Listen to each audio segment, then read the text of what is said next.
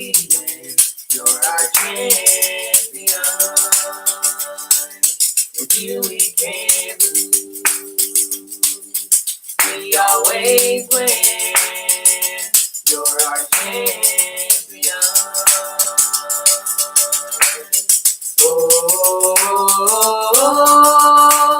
Yahuwah is the awesome one. There is none like you. With you we win. You're our champion. With you we can't lose. We always win. You're our champion. Oh, Yahuwah is the awesome one, and there is none like you. With you we win. You're our champion. With you we can't lose. We always win. You're our champion. Oh, Yahuwah is the awesome one, and there is none like you. With you we win. You're our champion. With you we can't lose. We always win. You're our champion. Oh,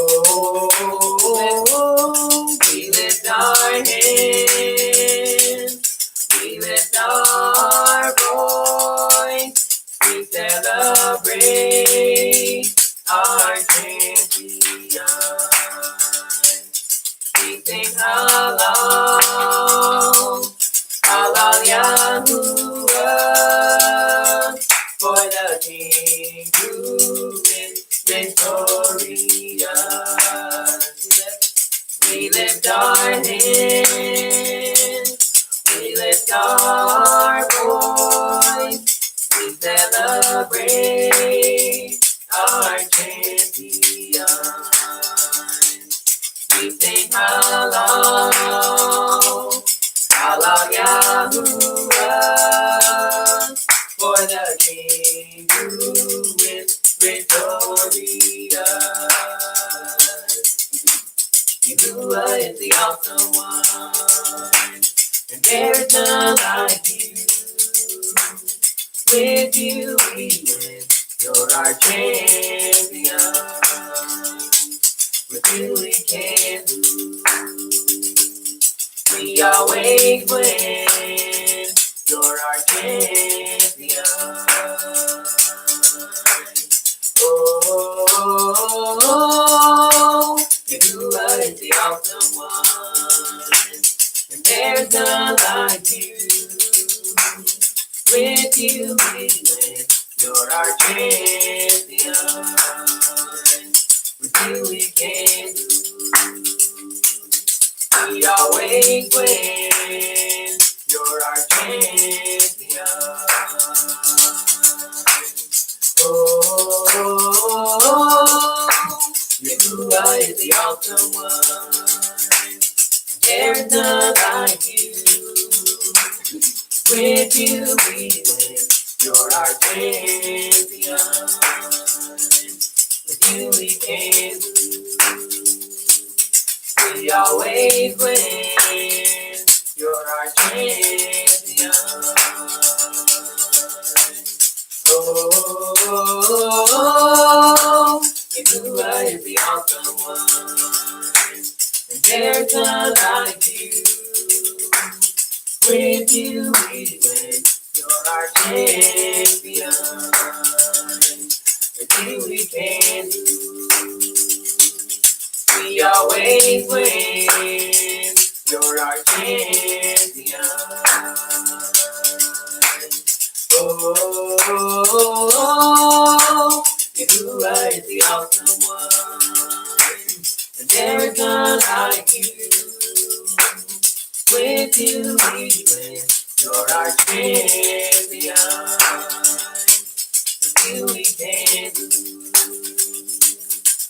always win. You're our champion. Oh, Yahuwah is the awesome one, and there's none like you. With you we win. You're our champion. With you we can lose. We always win. You're our champion. Oh, Yahuwah is the awesome one, and there's none like you. With you we win. You're our champion. With you we can't lose. We always win. You're our champion. Oh, Yahuwah is the awesome one, and there's none like you. With you we win. You're our champion. With you we can't lose. We always win. You're our champion. Oh, Yahuwah is the awesome one, and there's none like you. With you we win. You're our champion. With you we can't lose. We always win. You're our champion. Oh, Yahuwah is the awesome one, and there's none like you. With you we win. You're our champion. With you we can't lose. We always win. You're our champion. Oh, Yahuwah is the awesome one, and there's none like you. With you we win. You're our champion. With you we can't lose. We always win. You're our champion. Oh, we lift our hands. We lift our voice. We celebrate our champion. We sing halal, halal Yahuwah, for the King who is victorious. We lift our hands, we lift our voice, we celebrate our champion. We sing halal, halal Yahuwah, for the King who is victorious. We lift our hands, we lift our voice, we celebrate our champion. We sing halal, halal Yahuwah, for the King who is victorious. Yahuwah is the awesome one, and there's none like you. With you we win. You're our champion. With you we can't lose. We always win. You're our champion. Oh, Yahuwah is the awesome one, and there's none like you. With you we win. You're our champion. With you we can't lose. We always win. You're our champion. Oh, you are the awesome one. And there's none like you. With you we win. You're our champion. With you we can't lose. We always win. You're our champion. Oh, you are the awesome one. And there's none like you. With you we win. You're our champion. With you we can't lose. We always win. You're our champion. Oh, you are the awesome one. And there's none like you. With you we win. You're our champion. With you we can't lose. We always win. You're our champion. Oh, you are the awesome one. And there's none like you. With you we win. You're our champion. With you we can't lose. We always win. You're our champion. Oh, you are the awesome one. And there's none like you. With you we win. You're our champion.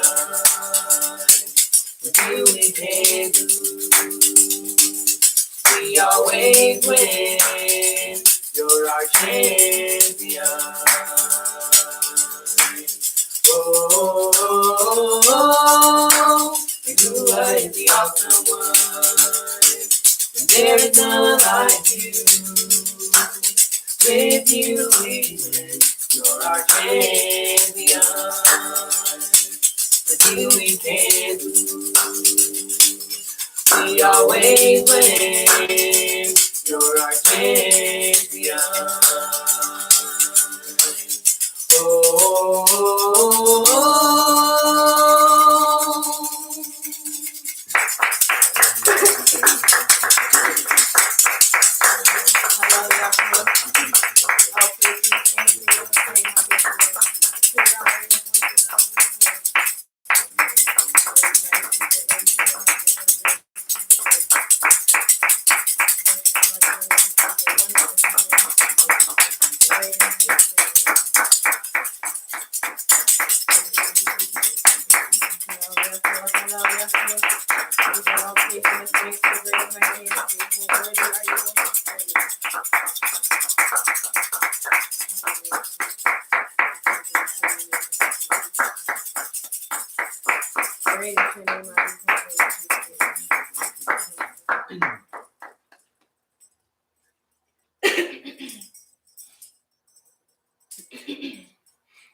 We bring the sacrifice of praise into the house of Yahuwah.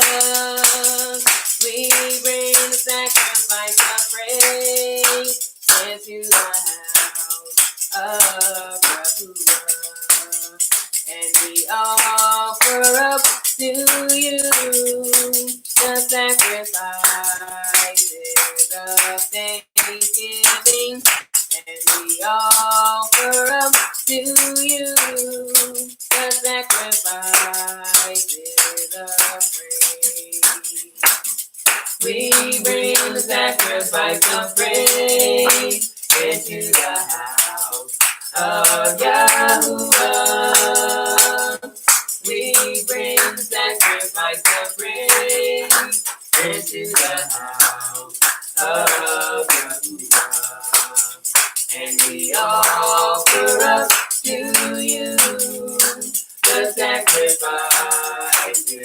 of thanksgiving. And we offer up to you the sacrifices of praise. We bring the sacrifice of praise into the house of Yahuwah. We bring the sacrifice of praise into the house of Yahuwah. And we offer up to you the sacrifices of thanksgiving. And we offer up to you the sacrifices of praise. We bring the sacrifice of praise into the house of Yahuwah. We bring the sacrifice of praise into the house of Yahuwah. And we offer up to you the sacrifices of thanksgiving. And we offer up to you the sacrifices of praise. We bring the sacrifice of praise into the house of Yahuwah. We bring the sacrifice of praise into the house of Yahuwah. And we offer up to you the sacrifices of thanksgiving. And we offer up to you the sacrifices of praise. We bring sacrifice of praise into the house of Yahuwah. We bring sacrifice of praise into the house of Yahuwah. And we offer up to you the sacrifices of thanksgiving. And we offer up to you the sacrifices of praise. We bring the sacrifice of praise into the house of Yahuwah. We bring the sacrifice of praise into the house of Yahuwah. And we offer up to you the sacrifices of thanksgiving. And we offer up to you the sacrifices of praise. We bring the sacrifice of praise into the house of Yahuwah. We bring the sacrifice of praise into the house of Yahuwah. And we offer up to you the sacrifices of thanksgiving. And we offer up to you the sacrifices of praise. We bring sacrifice of praise into the house of Yahuwah. We bring sacrifice of praise into the house of Yahuwah. offer up to you the sacrifices of thanksgiving, and we offer up to you the sacrifices of praise. We bring the sacrifice of praise into the house of Yahuwah. We bring the sacrifice of praise into the house of Yahuwah. And we offer up to you the sacrifices of thanksgiving, and we offer up to you the sacrifices of praise. We bring the sacrifice of praise into the house of Yahuwah. We bring the sacrifice of praise into the house of Yahuwah. And we offer up to you the sacrifices of thanksgiving, and we offer up to you the sacrifices of praise. We bring the sacrifice of praise into the house of Yahuwah. We bring the sacrifice of praise into the house of Yahuwah. And we offer up to you the sacrifices of thanksgiving, and we offer up to you the sacrifices of praise. We bring the sacrifice of praise into the house of Yahuwah.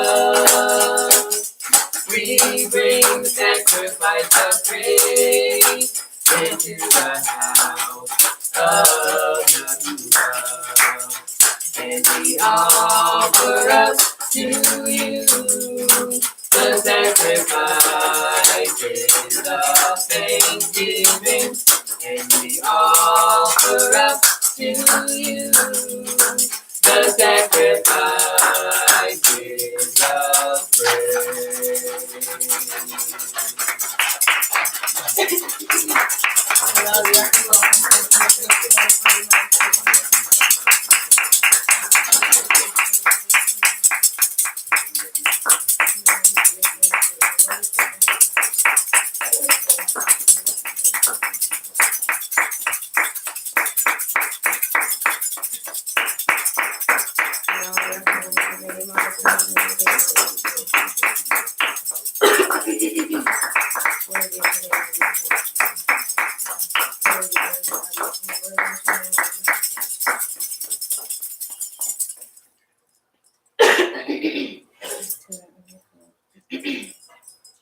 Worthy, worthy,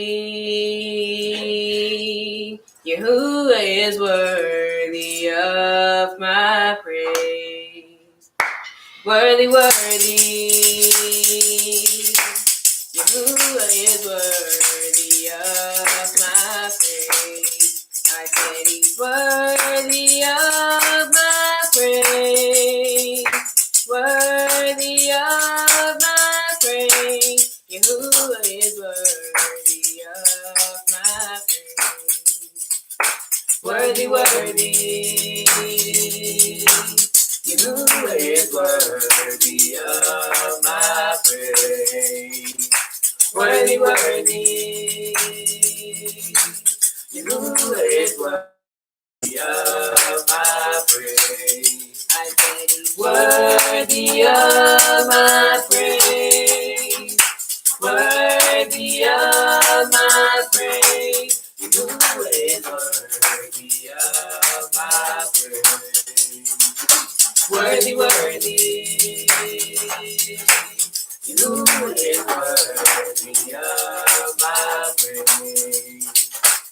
worthy, worthy. You is worthy of my praise. I said he's worthy of my praise. Worthy of my praise. You is worthy of my praise. I said he's worthy of my praise. Worthy of my praise. You is worthy of my praise. Worthy, worthy. You is worthy of my praise. Worthy, worthy. You is worthy of my praise. Worthy, worthy. You is worthy of my praise. I said he's worthy of my praise. Worthy of my praise. You is worthy of my praise. I said he's worthy of my praise. Worthy of my praise. You is worthy of my praise. Worthy, worthy. You is worthy of my praise. Worthy, worthy. You is worthy of my praise. Worthy, worthy. You is worthy of my praise. Worthy of my praise. Worthy of my praise. You is worthy of my praise. Worthy of my praise. Worthy of my praise. You is worthy of my praise. Worthy of my praise. Worthy of my praise. You is worthy of my praise. Worthy, worthy. You is worthy of my praise. Worthy, worthy. You is worthy of my praise. Worthy, worthy. You is worthy of my praise. Worthy of my praise. Worthy of my praise. You is worthy of my praise. Worthy, worthy. You is worthy of my praise. Worthy, worthy. You is worthy of my praise.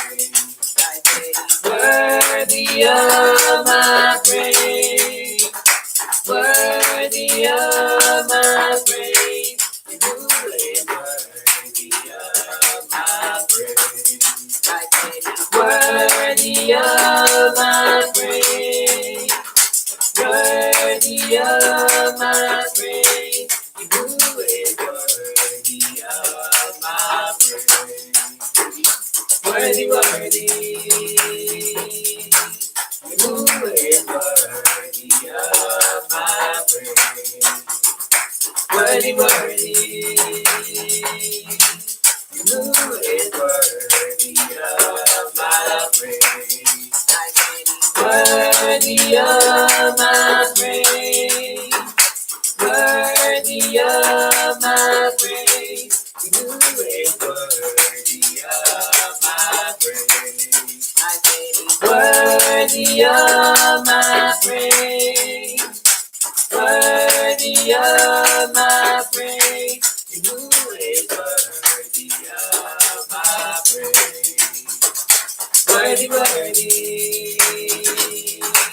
You is worthy of my praise. Worthy, worthy. You is worthy of my praise. Worthy of my praise. Worthy of my praise. You is worthy of my praise. Worthy of my praise. Worthy of my praise. You is worthy of my praise. Worthy, worthy. You is worthy of my praise. Worthy, worthy. You is worthy of my praise. Worthy of my praise. Worthy of my praise. You is worthy of my praise. Worthy of my praise. Worthy of my praise. You is worthy of my praise. Worthy of my praise. Worthy of my praise. You is worthy of my praise. Worthy, worthy. You is worthy of my praise. Worthy, worthy. You is worthy of my praise. Worthy, worthy. You is worthy of my praise. Worthy of my praise. Worthy of my praise. You is worthy of my praise. Worthy of my praise. Worthy of my praise. You is worthy of my praise. Worthy of my praise. Worthy of my praise. You is worthy of my praise. Worthy of my praise. Worthy of my praise. You is worthy of my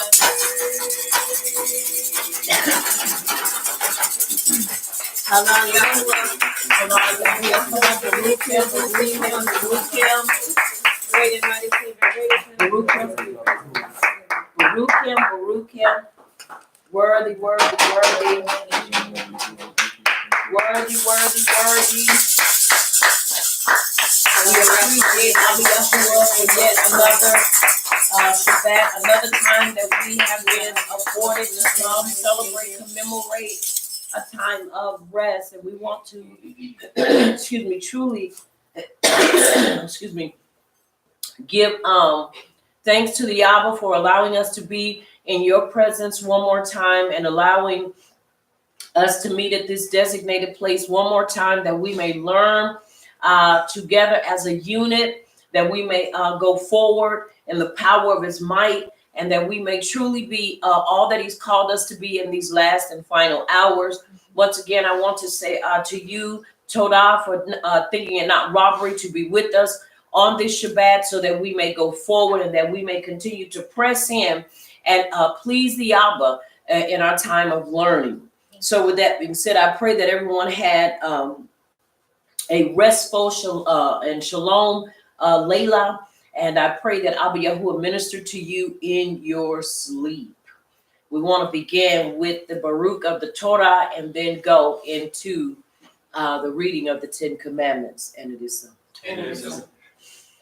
Repeat with me. Baruch Yahuwah. Baruch Yahuwah. The Baruch one. The Baruch one. Baruch is Yahuwah. Baruch is Yahuwah. The Baruch one. The Baruch one. For all eternity. For all eternity. Baruch atah. Baruch atah. Yahuwah. Yahuwah. Our supreme one. Our supreme one. King of the universe. King of the universe. Who selected us from all the peoples. Who selected us from all the peoples. And gave us his Torah. And gave us his Torah. Baruch atah. Baruch atah. Yahuwah. Yahuwah. Giver of the Torah. Giver of the Torah. And it is so. And it is so. Baruch atah. Baruch atah. Yahuwah. Yahuwah. Our supreme one. Our supreme one. King of the universe. King of the universe. Who gave us the Torah of truth. Who gave us the Torah of truth. And implanted eternal life within us. And implanted eternal life within us. Baruch atah. Baruch atah. Yahuwah. Yahuwah. Giver of the Torah. Giver of the Torah. And it is so. And it is so. And it is so. And it is so. Now we'll have reading of the 10 Commandments done by Mattathias.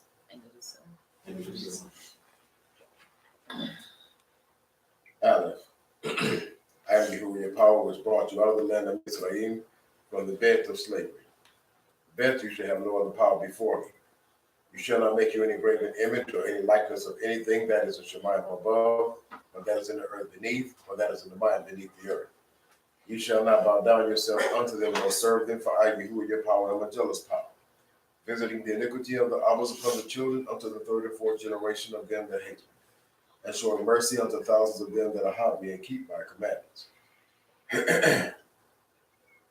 Gimel. You shall not take the name of Yahuwah, your power, and falsify it. For Yahuwah will not hold him guiltless that takes his name and empties it. Dalet. Guard the Sabbath day to set it apart, as Yahuwah, your power, has commanded you. 6 days you shall labor and do all your work. But the seventh day is the Sabbath of Yahuwah, your power.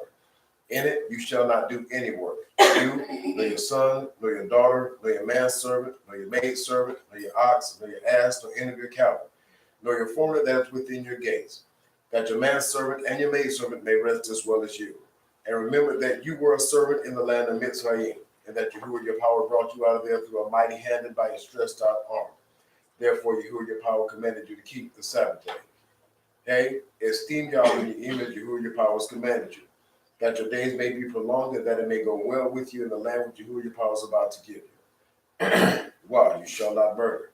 Saying, neither shall you commit adultery. Ket, neither shall you steal. Tet, neither shall you bear false witness against your neighbor. Yud, neither shall you desire your neighbor's Isha, neither shall you covet your neighbor's bet, his field, or his manservant, or his maidservant, his ox, or his ass, or anything that is your neighbor's. These words Yahuwah spoke unto all your assembly in the mount, out of the midst of the fire, of the cloud, and of the thick darkness with a great voice. And he added no more, and he wrote them in 2 tables of stone and delivered them unto me. And it is so. And it is so. Devarim chapter 6, verses 1 through 18. These are the commandments, the statutes, and the judgments which Yahuwah, your power, commanded to teach you, that you might do them in the land where you are going to enter and possess it, that you might fear Yahuwah, your power, to keep all his statutes, his commandments, and which I command you, you and your son and your grandson, all the yamim of your life, and that your yamim may be prolonged. Hear therefore, O Yasharal, and observe to do it, that it may be well with you, and that you may increase mightily as Yahuwah, power of your Abbas, has promised you in the land that flows with milk and honey. Shema Yasharal. Yahuwah is our power. Yahuwah is Akkad. Hear, O Yasharal, Yahuwah, our supreme one. Yahuwah is Akkad. And you shall have Yahuwah, your supreme one, with all your heart and with all your soul and with all your might. And these words which I command you this yom shall be in your heart. And you shall teach them diligently unto your children, and shall talk of them when you sit in your bed, and when you walk by the way, and when you lie down, and when you rise up. And you shall bind them for a sign upon your hand, and they shall be as frontlets between your eyes, to fall, to bind to the mind. And you shall write them upon the posts of your bed and on your gates. And it shall be when Yahuwah, your power, shall have brought you into the land which he swore to your Abbas, to Abraham, to Isaac, and to Yaakov, to give you great cities which you did not build, and houses full of all great things which you filled not, and wells dug which you did not dig, vineyards and olive trees which you did not plant. When you shall have eaten and be full, verse 12 says, then beware lest you forget Yahuwah, which brought you forth out of the land of Mitzrayim, from the bed of slavery. You shall fear Yahuwah your power and serve him, and shall swear by his name. You shall not go after the power of the people which are round about you. For Yahuwah your power is a jealous power. Somebody say he's a jealous power. He's a jealous power. Among you, lest the anger of Yahuwah your power be kindled against you, and he destroy you from off the face of the earth. You shall not tempt Yahuwah your power as you tempted him in Massah. You shall diligently keep the commandments of Yahuwah your power and his testimonies and his statutes which he has commanded you. And you shall do that which is right in the sight of Yahuwah, that it may be well with you. Excuse me. And that you may go in and possess the great land which Yahuwah swore unto your fathers. And it is so. And it is so. And it is so. Let us have another song, please.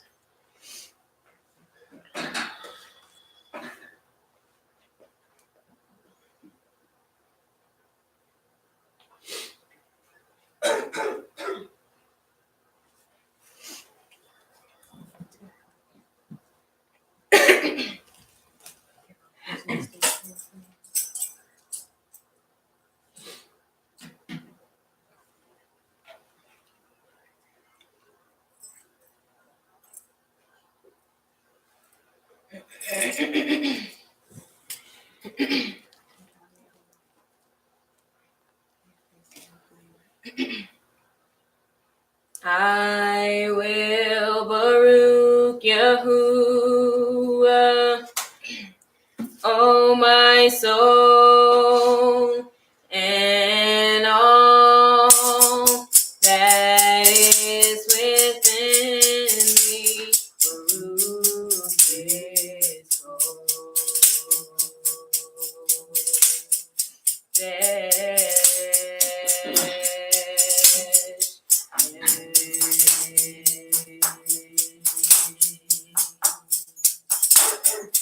I will Baruch Yahuwah,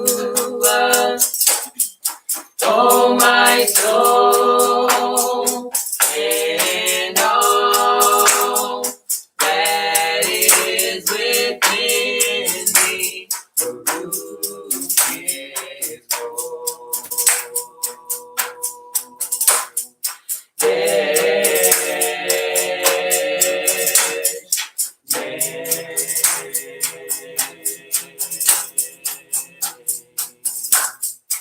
I will Baruch Yahuwah,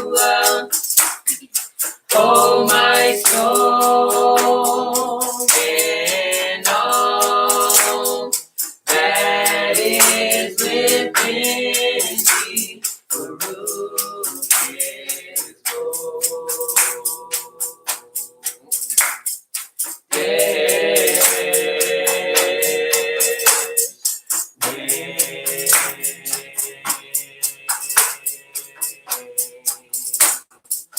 I will Baruch Yahuwah,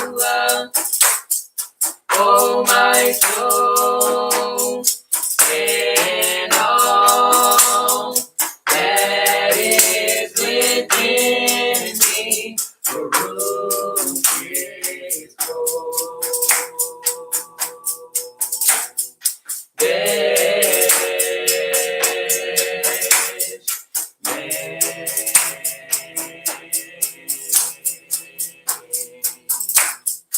I will Baruch Yahuwah, O my soul, and all that is within me. Baruch his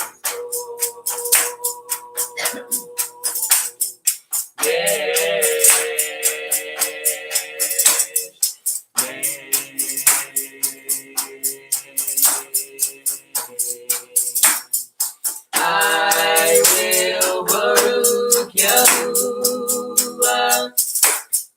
O my soul, and all that is within me.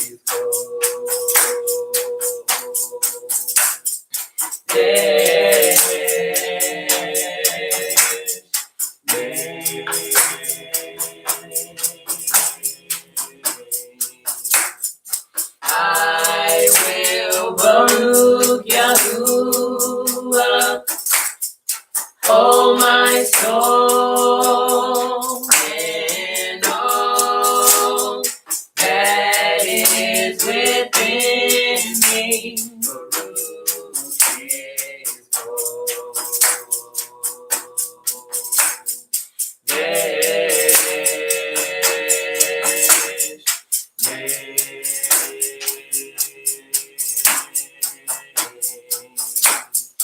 I will Baruch Yahuwah, oh my soul, and all that is within me.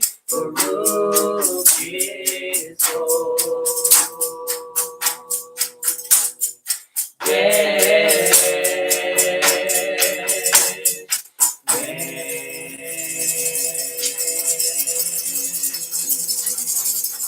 Come on, Baruch.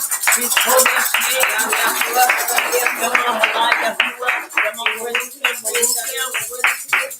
Come on, he's worthy. He's worthy. He's worthy. He's worthy of all praise. He's worthy of all esteem. Come on, praise him, praise him, praise him.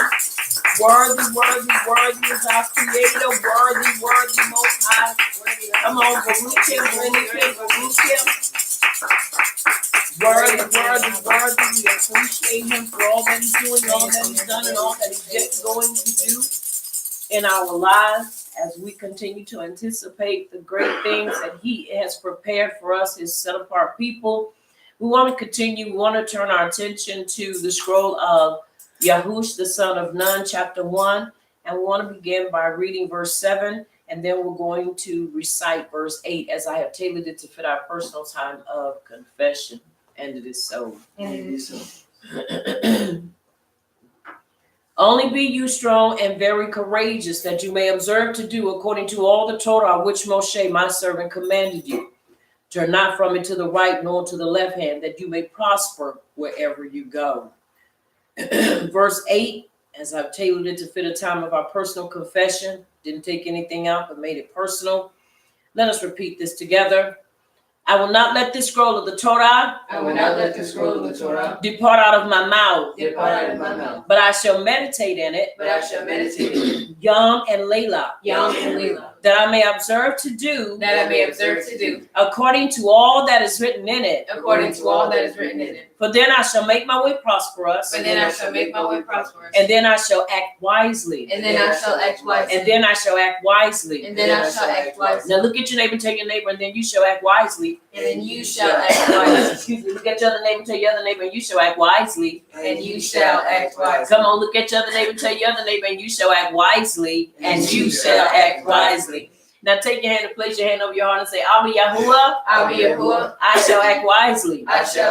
Come on, Abba Yahuwah, I shall act wisely. I am determined to act wisely. I am determined to act wisely. Come on, I am determined to act wisely. And it is so. And it is so. Come on, y'all. We are determined to act wisely. And it is so. No matter what we are faced with, we are determined to act wisely. And it is so. Let us have one more song, please.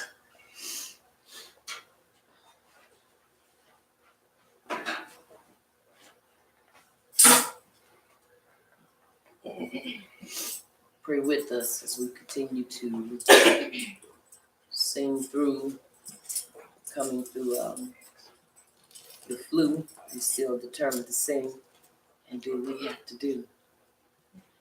And it is so.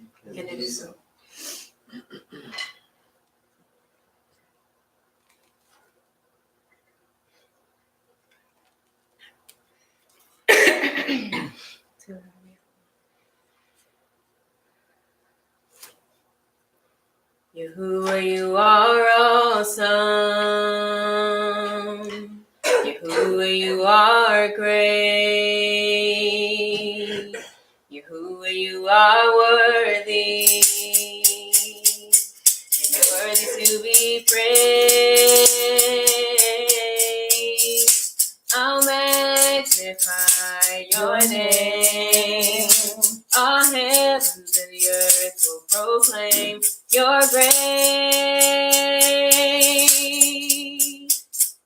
You are awesome. You are great.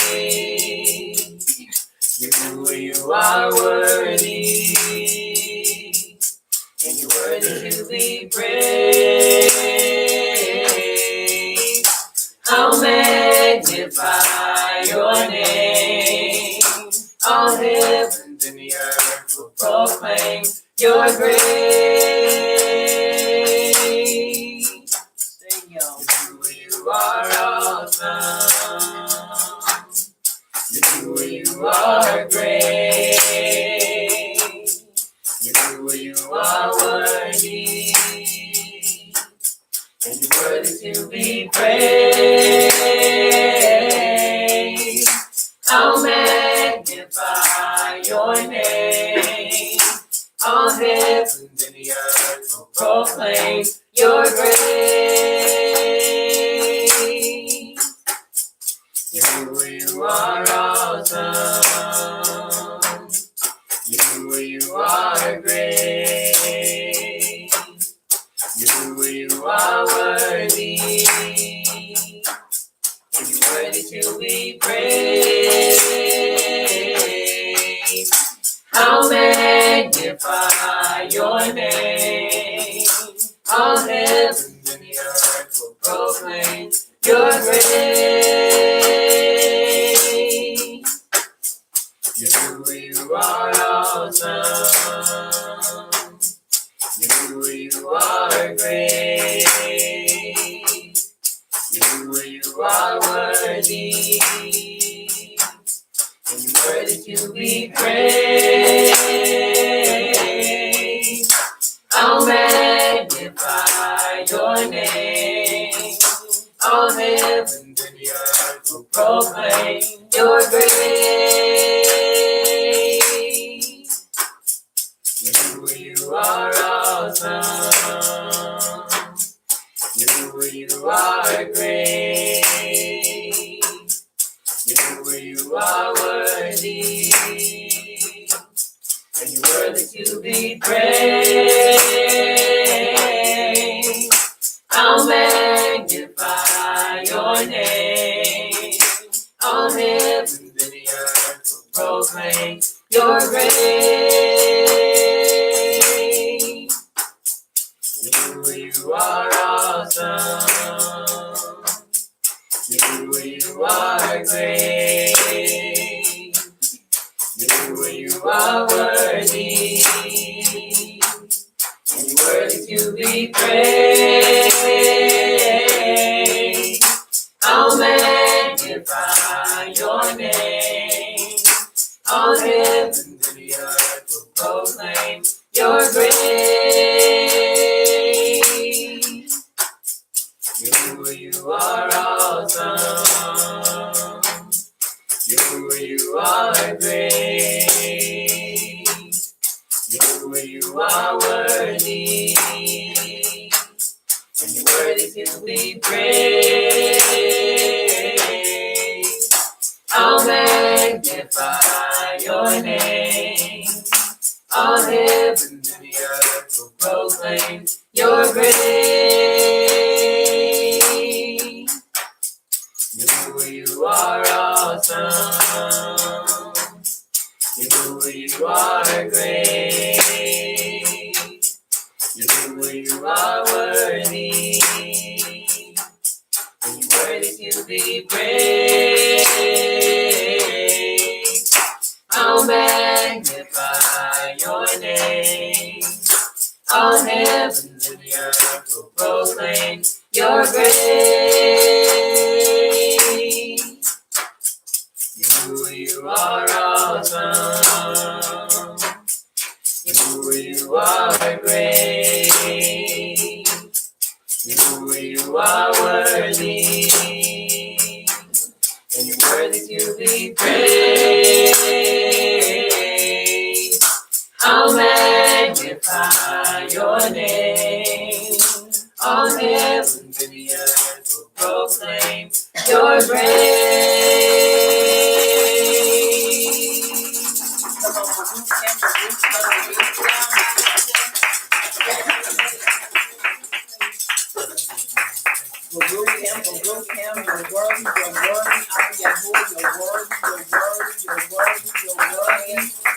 You're worthy, you're worthy, you're worthy.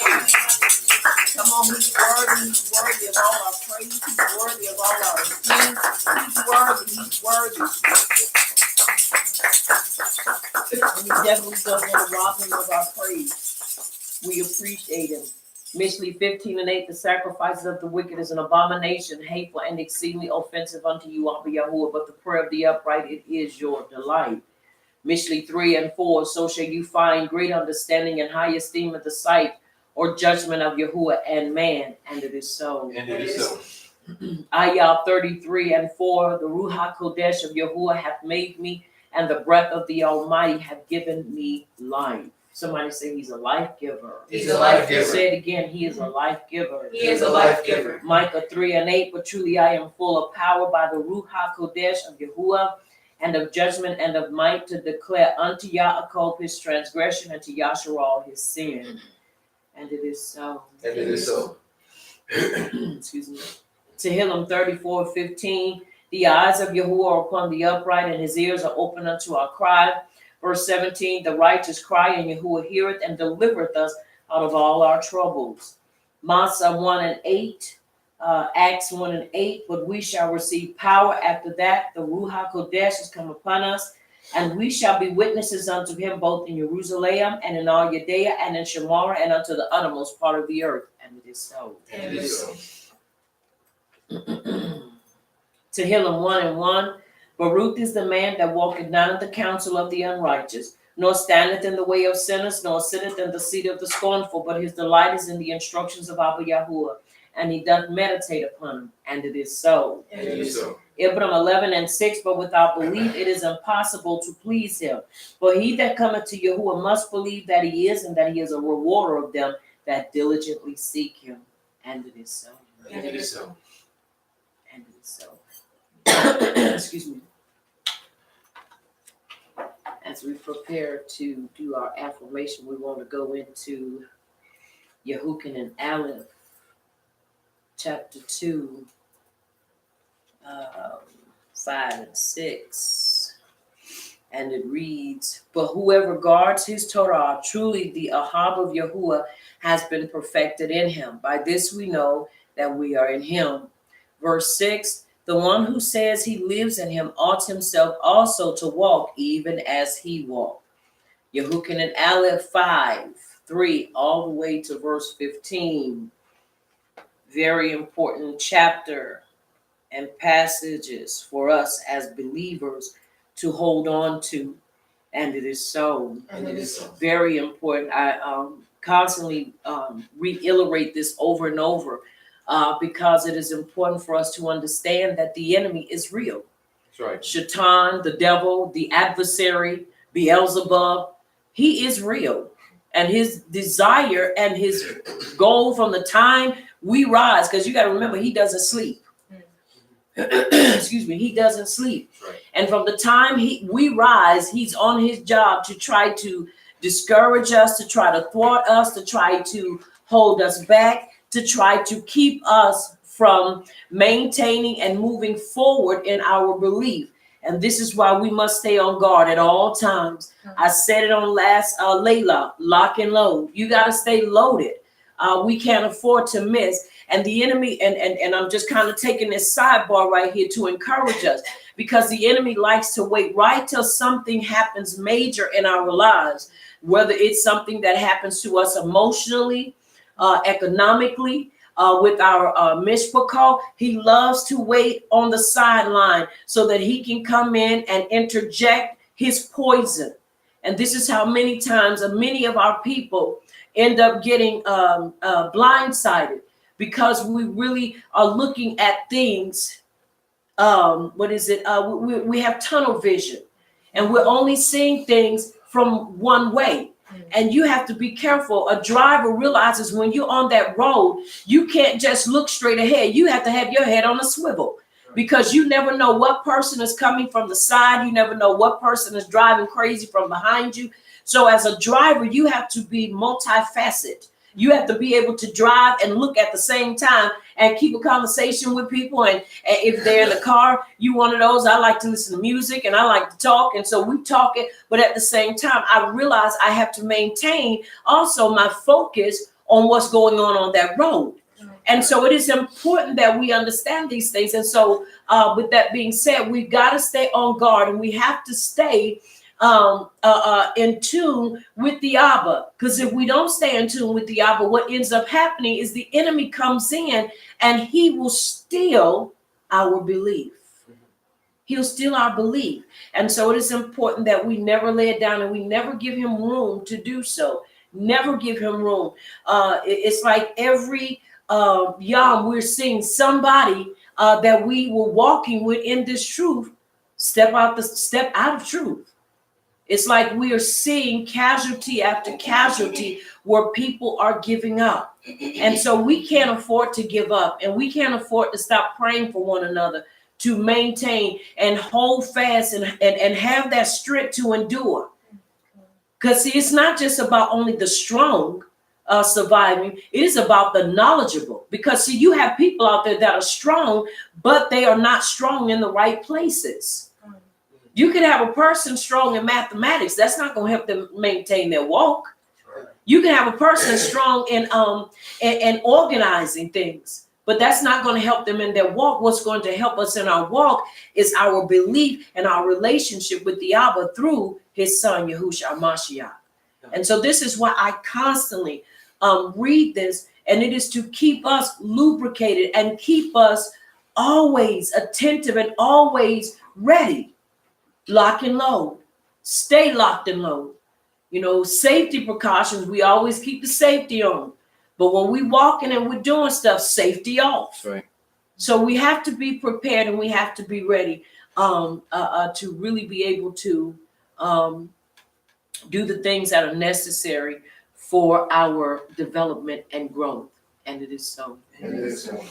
Yehukin and Aleph 5:3-15.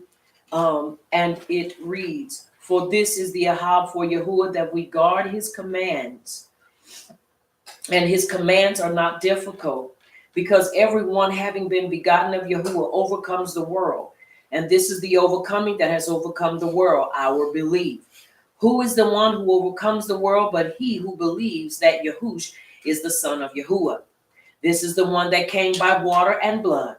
Yahush Mashiach, not only by water, but by water and blood. And it is the Ruach who bears witness, because the Ruach is the truth. Because there are three who bear witness, the Ruach and the water and the blood. And the three are in agreement. Excuse me. If we receive the witness of men, the witness of Yahuwah is greater, because this is the witness of Yahuwah which he has witnessed concerning his son.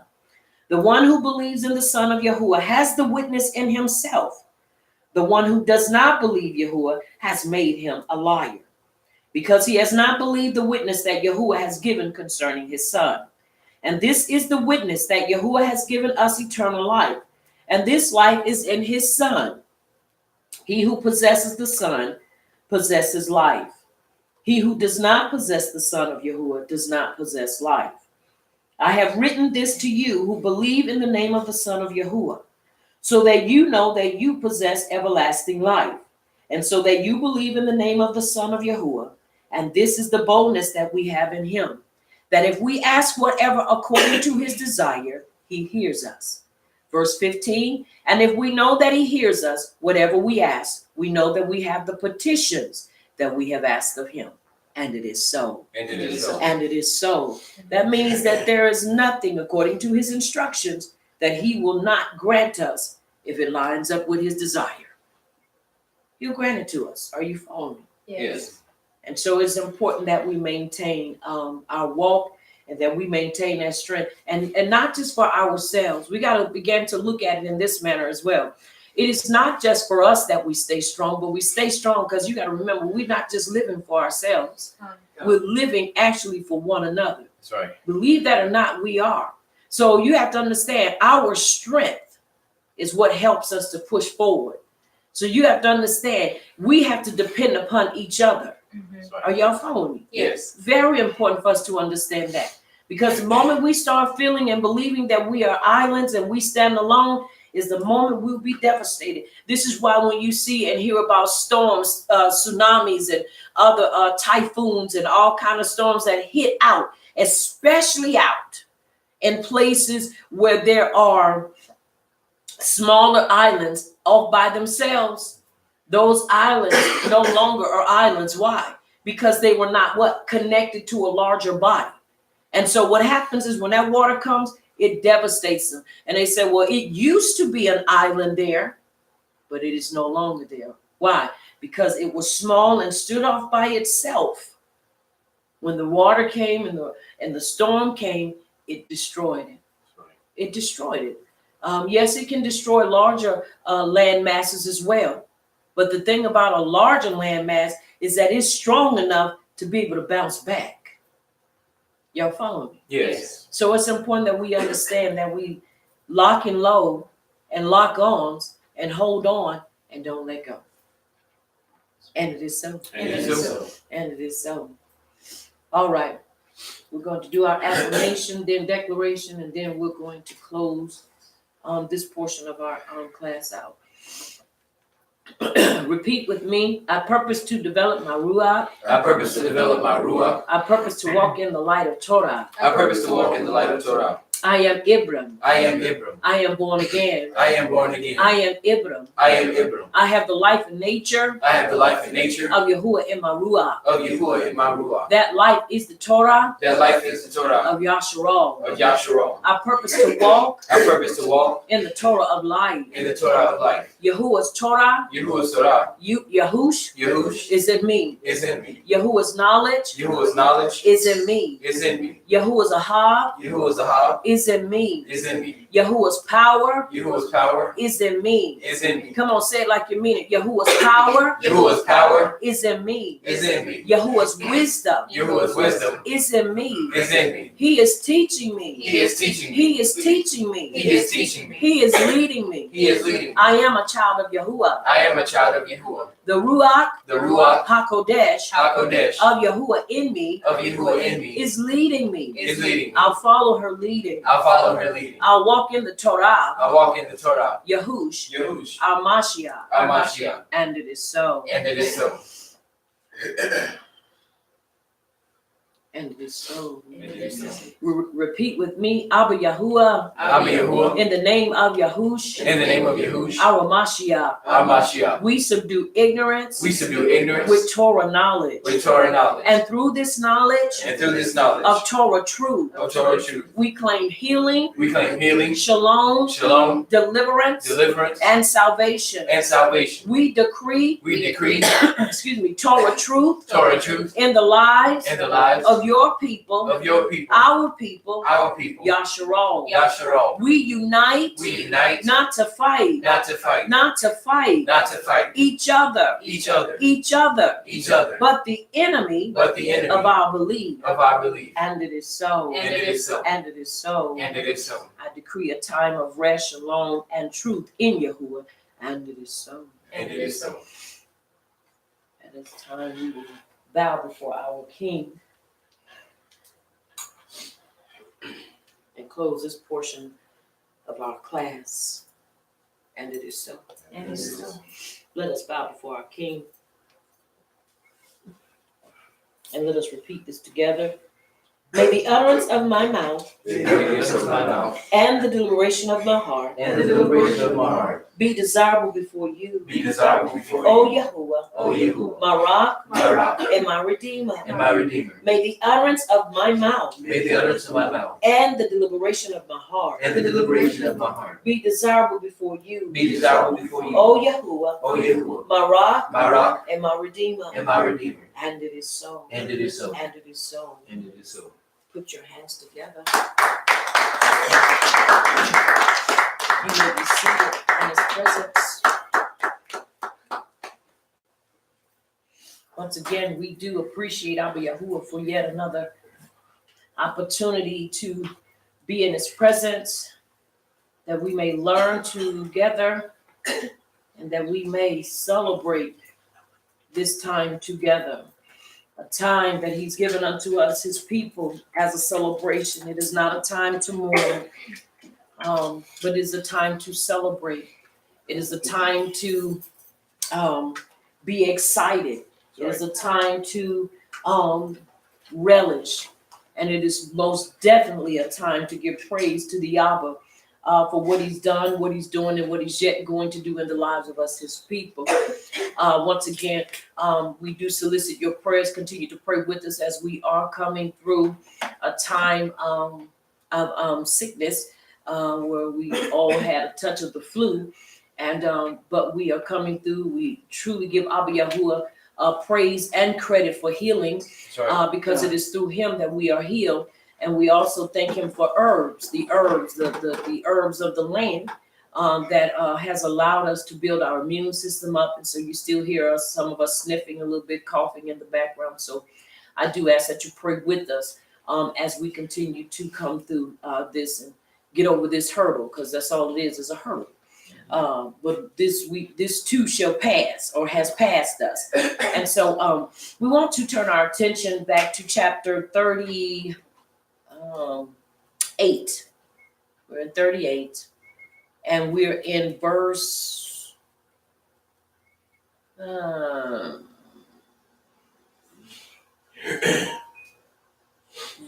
14. Let's see. Yeah, we're gonna start at we'll start at verse 14. Yeah, because we're in chapter 38, right? We stopped off at chapter 38. Yes. Because the last thing we spoke of while you're turning there, Bereshit chapter 38, we were speaking on Tamar, Yehuda and Tamar. Our theme, as we always have a theme for Shabbat, is Wayesheb. Wayesheb.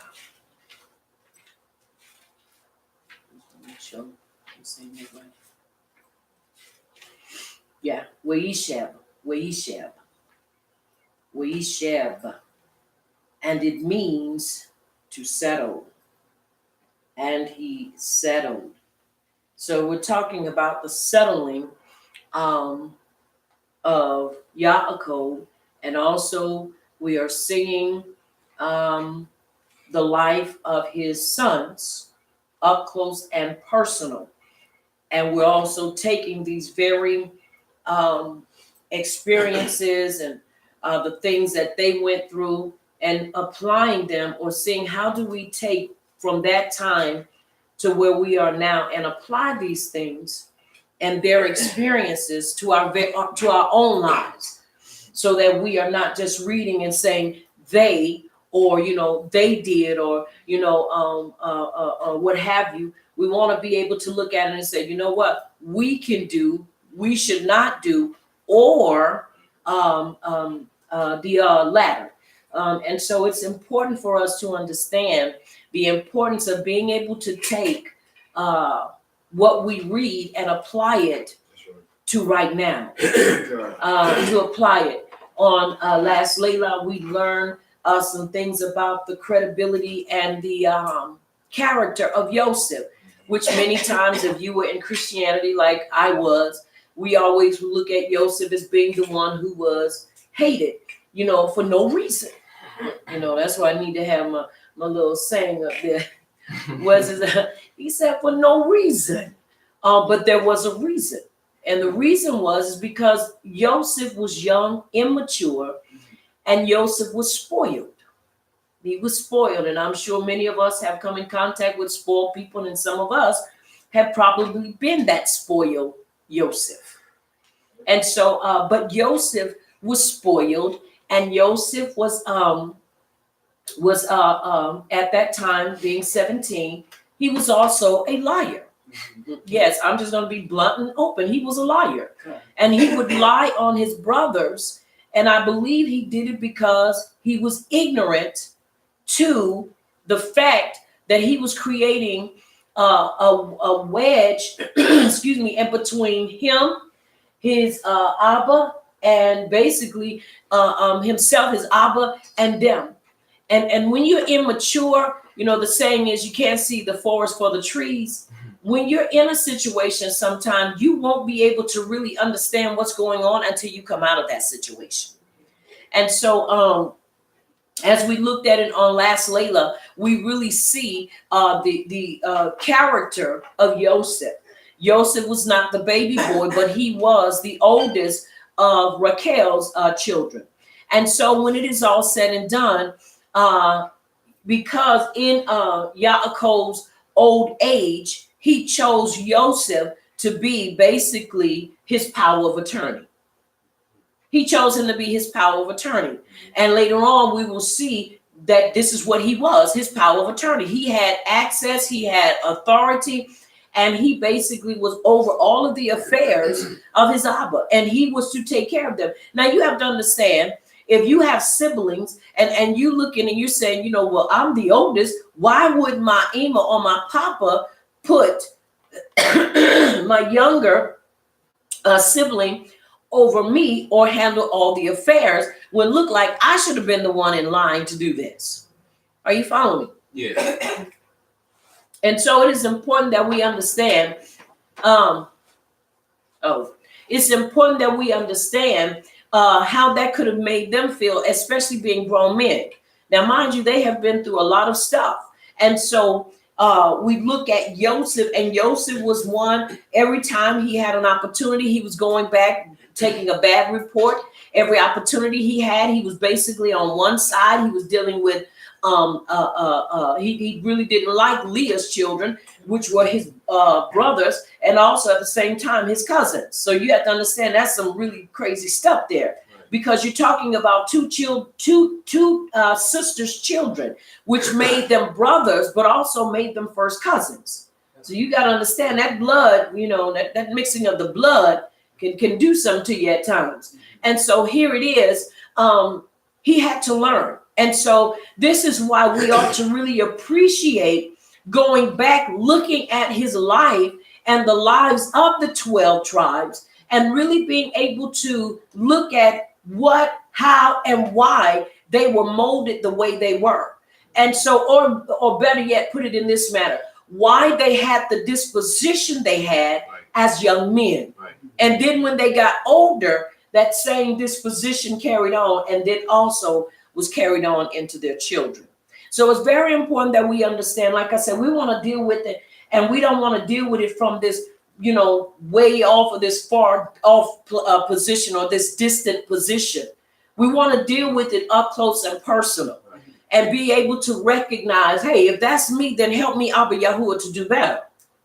If that is me, if I'm the Yosef in his younger years, the immature, tattletale liar, then help me to do better. Are y'all following me? Yes. Many times we don't want to deal with that, but we gonna deal with it because we want to be right in the sight of Abba Yahuwah. We want him to be able to, excuse me, trust us, and he can't trust us if we have not matured and learned from our mistakes. Right. And it is so. And it is so. All right, we're gonna start at chapter 38. We're gonna look at verse 14. Let's start at verse 14, and we're looking at after all these things had taken place. Yehuda leaves, and he goes and he gets with his friend the Adulamite and Canaan, and he marries, and he has 3 sons. And in the process, now he wants to go, and you have to understand the reason why he leaves is because he does not want to see his Abba in the situation he's in. He is not willing to be comforted. He does not want to be bothered with any other of his children. And so Yehuda says, you know, you do you, I'm going to do me. And so he bounces like a rubber check or even a rubber ball, because he does not want to look at the emotional state of his Abba. So he leaves. And in the process of leaving, he does what he's not supposed to do. He intermarries. Are y'all following me? Yes.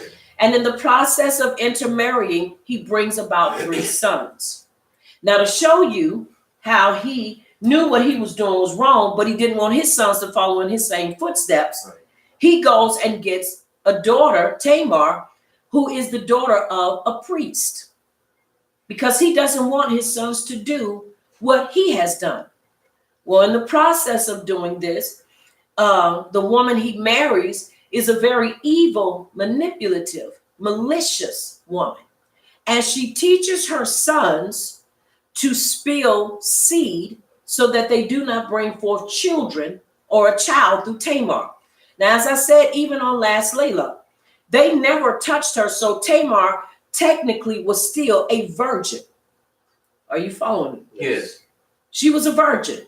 And so the wicked deed that they did cost them their lives. And so Yehuda, with his baby boy, was not willing to take any more chances. So he would not give her Sheila. He would not give Tamar Sheila. And so as we come to verse 14, it is now Yehuda, after he has lost his wife, now he's going to basically go and comfort himself by way of a harlot. And this is where it brings us up to in verse 14. And once again, your deeds or your sins will find you out. It's very important for us to understand. Deeds and sins are like footsteps in the sand. If you don't remove them, they will stay there for a very long time. They will. How you think people track people? They track people based upon footprints, stuff that's moved out of the way. And so it's important that we understand that we create the right type of footprints so that when somebody's following us, we ain't got to be in the sand trying to remove the footprints. Are y'all following me? Yes. Very important. All right, excuse me. Let's start at verse 14. And let's read 8 verses, please. So she took off her widow's garments, covered herself with a veil, and wrapped herself, and sat in an open place, which was on the way to Timnah. For she saw that Shelah was grown, and she was not given to him as a issue. When Yehuda saw her, he thought she was a harlot because she had covered her face. Then he turned to her by the way and said, "Please let me come into you," for he did not know that she was his daughter-in-law. She said, "What will you give me that you may come into me?" And he said, "I will send you a young goat from the flock." And she said, "Will you give me a pledge till you send it?" Then he said, "What pledge will I give you?" So she said, "Your signet and cord, and your staff that is in your hand." Then he gave them to her and had sexual relations with her. And she conceived by him. So she arose and went away and laid aside her veil and put on the garments of her widowhood. And Yehuda sent the young goat by the hand of his friend the Adulamite to receive his pledge from the woman's hand, but he did not find her.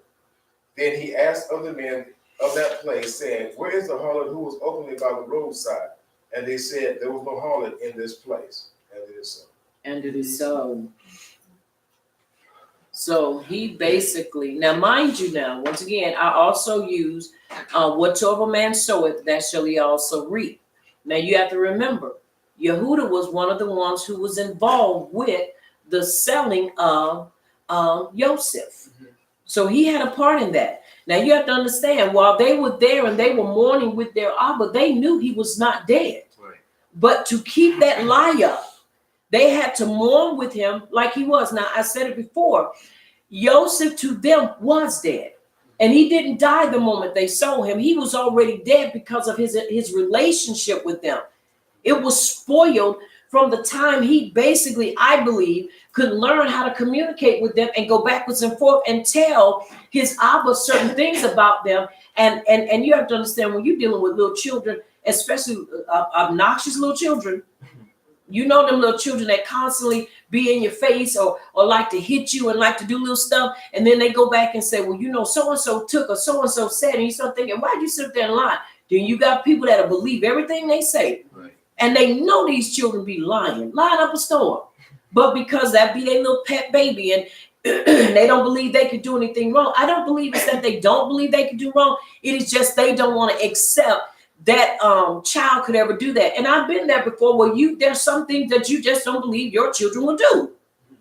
Are y'all following me? Yes. But the reality of it is as long as we are flesh and blood and we are not subject, listen to what I'm saying, subject to the instructions and the power of Abba Yahuwah, you can't say what you won't do.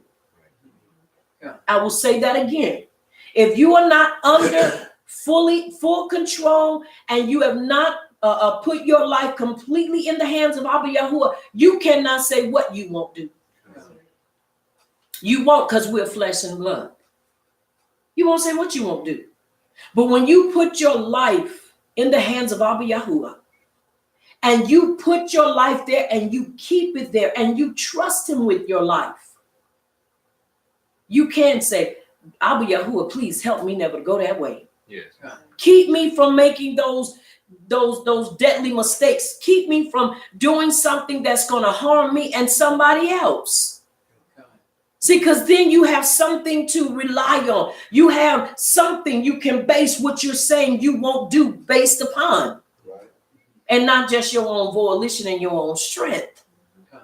So this is important for us to understand. But there are times where you won't believe a person would do certain things or say certain things. But as long as they are a clump of flesh with blood flowing through it, and we have not committed ourselves completely and totally, you can't say what you won't do. Right. Are y'all following me? Yes. Very important for us to understand. So you have to understand what he was going through and what the rest of his brothers were going through, knowing that they were concealing a lie. And you have to understand mourning. He was mourning in certain mourning rituals. They would do. This is why, if you notice, as we continue to read further on in our Torah portions, we will find when Yahuwah told them that when they mourn, they were not supposed to cut their skin or cut their flesh. You have to understand there were certain things that they would do while they were mourning. According to the mourning in the excuse me, in the Baal epic from Ugarit, it contained an extensive description of mourning. So this is the way they mourned. It was just kind of using it as an example that they would take rocks and they would beat their chest with them, and they would take it and scrape their chest with it. And then when it said that he put on a loincloth, in other words, he took off all his clothes and the only thing he had on was to cover his personals. That's a loincloth. Y'all follow me? Yes. So the whole time he put, and then if he put sackcloth on, he would only put the sackcloth. But anybody has ever felt sackcloth, that is some of the itchiest stuff. It is abrasive and it rubs the skin the wrong way. But this is his way of dealing with or coping with the pain that he was feeling because he was told his son. Now, mind you, they didn't just say that he fell over a cliff. Right. They said he had been mauled to death by a wild animal. Mm-hmm. So in his mind, you think he's looking at the face of his son, his body being ripped and torn to pieces, probably going on in his head. He's hollering for help. And in his mind, where were you all to rescue him from this beast? So you have to understand, he's doing this based upon what is going through, and he's beating his chest, and he's taking that rock, and he's scraping skin, and he's scraping, and he's scraping, and he's beating, and he's beating. And when they try to get to him, he's probably pushing them off and hollering and screaming, I'm going to the grave with him. And they're looking. Now, mind you, they know that this boy ain't dead. Right. But because their hatred for him was so thick and real, are y'all following me? Yes. That they were willing to allow their uncle to suffer so that they could uphold that lie. Yeah. And this is why Yehuda had to leave, because he couldn't deal with seeing his Abba in that condition. Are you following me? Yes. But he turns around and he wants to give his sons something he didn't want. And so now you got two types of beliefs that are fighting or struggling. Moral beliefs that Ema taught them. Don't bring forth, because I'm sure she probably was like, I don't want my sons with her. Why you just go get a woman like me? Are you following? Yes. Why you didn't just go get one of my people? So of course she don't want that. And so now he finds himself back in another predicament, and now he's going to try to, get some shalom. And so he goes and tries to get, or he doesn't try, he gets with the prostitute. But the thing that is so really baffling to me, even with this, is that when he asks her, can he turn into her, and she speaks to him. Now, my mindset is, how could you not recognize your daughter-in-law's voice? Either you that messed up in the head, or you just really don't give a crap. Really. Because there's certain times you be talking, is that you, Pookie? Is that you, Boo Boo? Is that you, Ron Ron? Is that you? There's, that voice. There's something about knowing a person's voice. And it's like it didn't dawn on him. Right. You just go in. Once again, you got to understand. And this is why I say a lie will eat you up. A lie will kill you or make you kill yourself.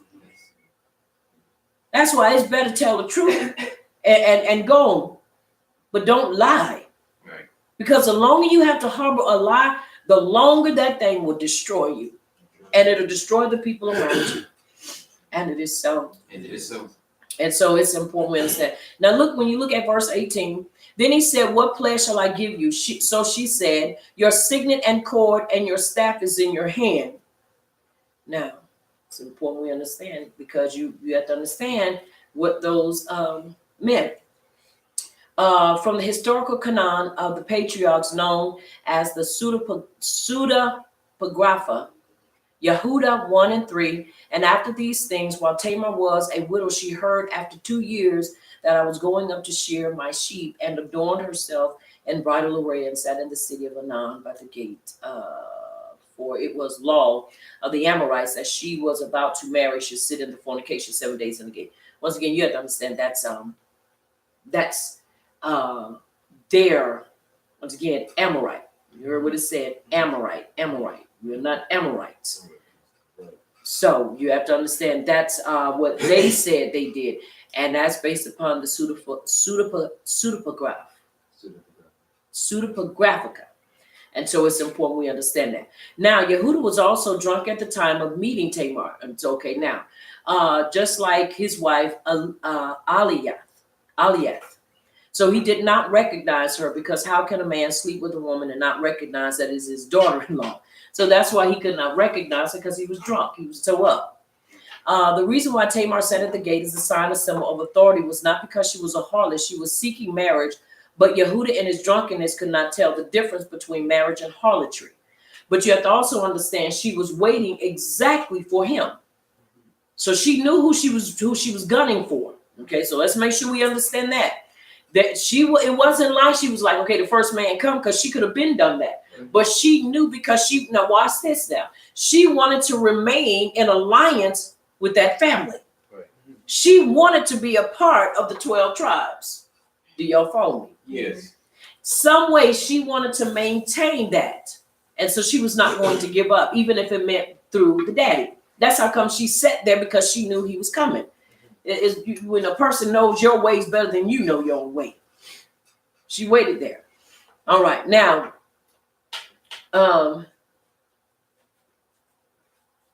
so she was seeking a child from Yehuda in view to marriage, not incest or adultery. Once again, you have to understand was her method orthodox? Absolutely not. That was not becoming of a daughter that was of a priest. Are you following me? Yes. But this is what she felt she had to do in order to be able to have, because you got to remember, she's a widow now. And widows were not really treated with respect.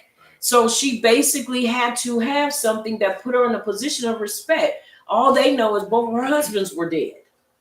So that puts a bad rep on you, because one or two things: either she in there killing them, or she just bad news. And she is untouchable. Leave that sister alone. Are you following me? Right, yes. So she had a reputation. What man in their right mind was going to touch her knowing who she was? Once again, I'm not justifying it, but I'm just making sure the playing field is even. Right. So we understand why she went through the trouble she went through to do what she did. But once again, she asked of these things. And so this was her reasoning for doing these things. Are y'all following me? Yes. All right.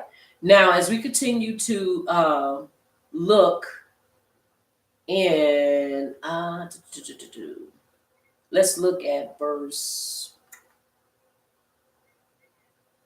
All right, verse 20. And Yehuda sent the young goat by the hand of his friend, the Adulamite, to receive his pledge from the woman's hand, but he did not find her.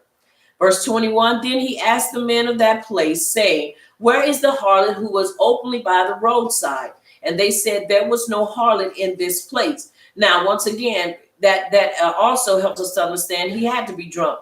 Because one thing about a harlot is that she's going to always make herself known, because that's her job. Right.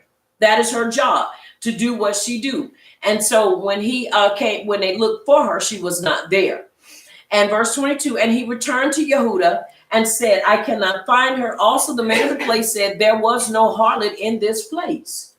So you have to understand, this is why what she did, she was specifically putting herself in a position to be seen by her father-in-law, by Yehuda. Are y'all following me? Yes. She put herself in that position because, once again, she wanted to maintain being a part of that household. Now, whatever her reasoning was, that was her reasoning. But she was not willing to let that go. And then he made her a promise. Yep. And he didn't keep that promise. Right. And so by not keeping that promise, she was not willing to let that go. Exactly. This is why, once again, very important. I want to put this out here. Never make a promise that you're not going to keep. That's right. Anybody ever seen that movie? It's a thin line between Ahab and hate. With Martin Lawrence and the girl Regina from 227. She played in Get on the Bus too. She was in it, and the lady that I can't think of. She played on Women of Brewster Street. I can't think of her name, but she told him she was a high time real estate. She was a realtor, and she was one of those $1 million realtors. And Martin Lawrence had his club and so forth. And but he had made a bet that he could get with her and sleep with her. And everybody was saying, no, she above your pay grade, huh? Lynn Whitfield? Okay. So he got with her and she told him, she said, I asked you one thing. She said, do not tell me you hot me. She said, don't tell me that. And he did it only so that he could sleep with her. After he got tired of her, then he started putting her off. She said, okay, I got you. So you have to look at that. That's not what Tamar did, but you got to look at it. Right. It's almost close. She didn't go burning up and tearing up and putting folks' stuff on bricks, throwing bricks in people's windows and burning up people's stuff. But she did do enough of damage. Are you following me? Yes. This is why never make a promise. It doesn't matter whether you are male or female. Never make a promise to somebody that you are not going to keep. That's right. But better than that, never make anybody have to ask you to promise them something. Right. Be true to your word so that they will never have to put you in a position to make you promise you won't do or you will do. That's right. That's integrity. And she told him, she said, do not tell me. She said, promise me. He said, oh, babe, I won't. And he made the mistake. And he told her that he hopped her. And then when he got tired of it, he tried to toss her out. She said, oh, no, I don't go out that easy. And his mama told him, she said, I told you. She said, I told you. You're going to mess around and get with somebody. And it was Della Reese, that was his mama, that played his mother. But the bottom line is, you have to understand, many times people go off on these emotional tangents. is because they're pushed overboard. Right. Don't make a promise, and I constantly say this, don't make a promise to somebody you're not willing to keep. That's right. If you know you're not going to do it, don't put it out there. Right. Right. And then don't put yourself in a position where somebody has to ask you to promise because they can't just trust your word. Right. And it is so. It is. And so we see this. Now, verse 23, then Yehuda said, let her take them for herself, lest we be shameful. I sent this young goat, and you have not found her. So now he looking at, okay, wait a minute. What has happened? What's going on here? I know I ain't crazy. I know what I did, and I know what I left. Now you have to understand what she had of his. She still had those things. Even though she didn't receive the goat, she received the most important thing, because that signet ring, that bracelet, and that staff was who he was known by. Excuse me. So they knew that belonged to him. Are y'all following me? Yes. All right. Verse 24. Let's read.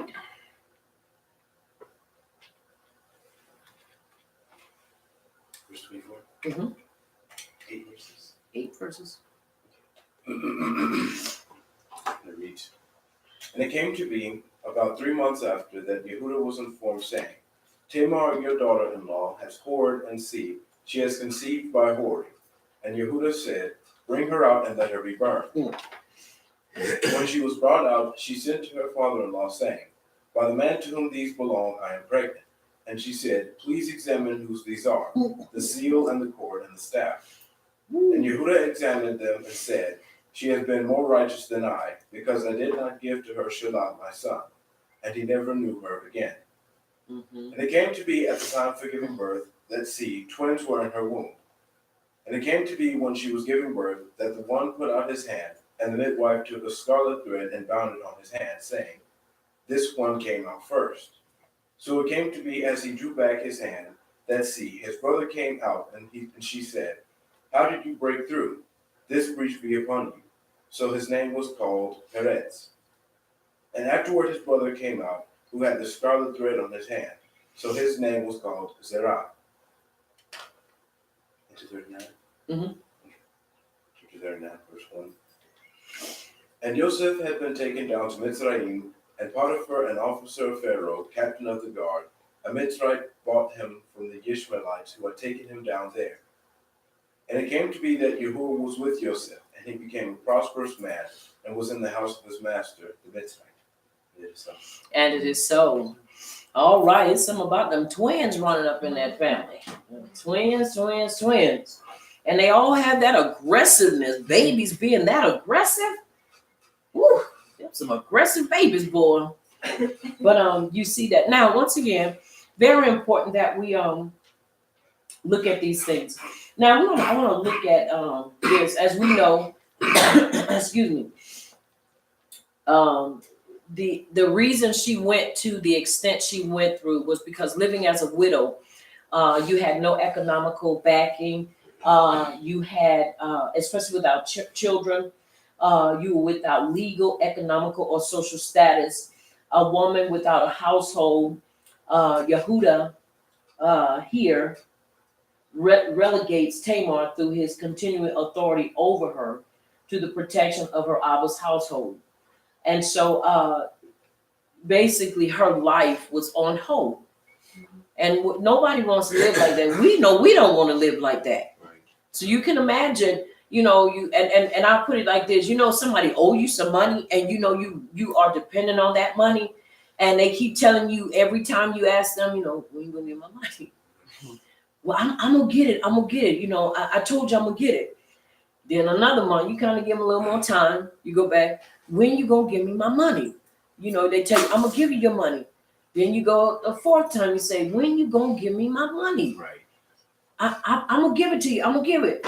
That puts your life on hold because you're expecting that money to be able to do some great things with. Right. So you start saying, okay, I got something for them. I'm gonna get my money one way or the other. You know, and sometimes people resort to, you know, creative ideas to get their money, but nonetheless, they get their money.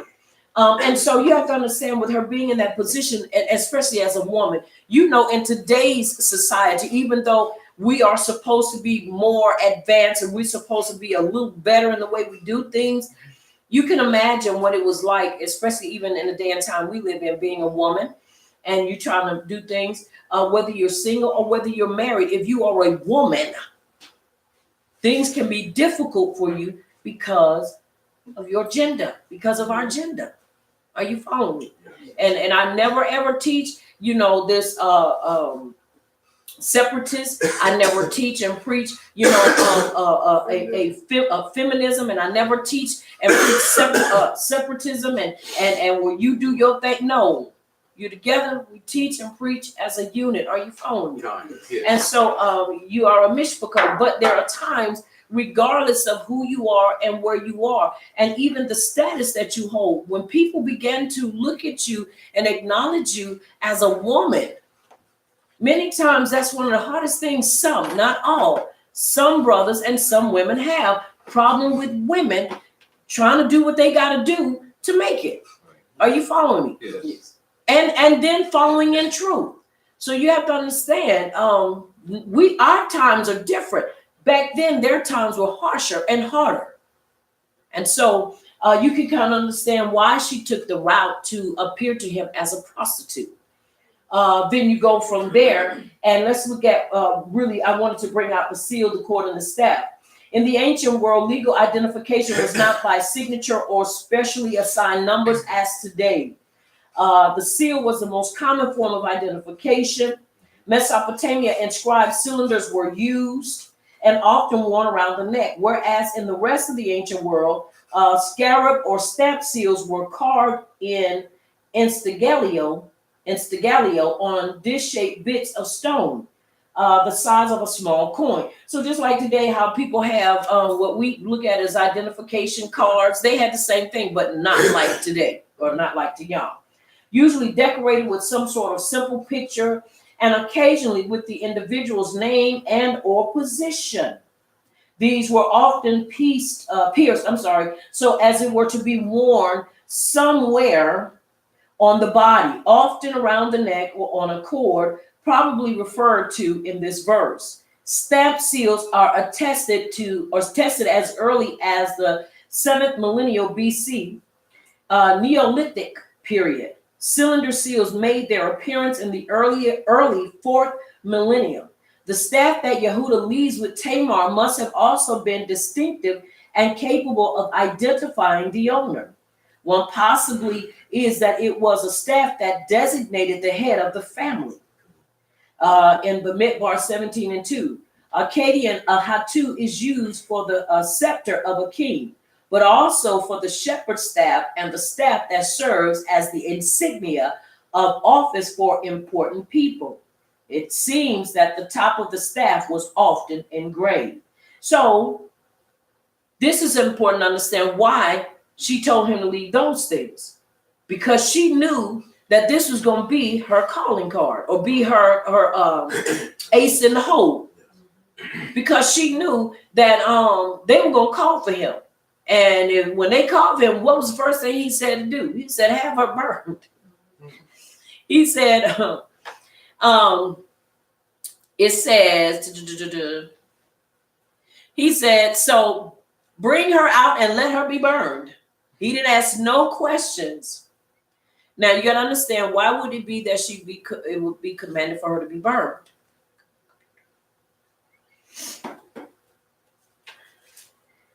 I'm reading from two different sources,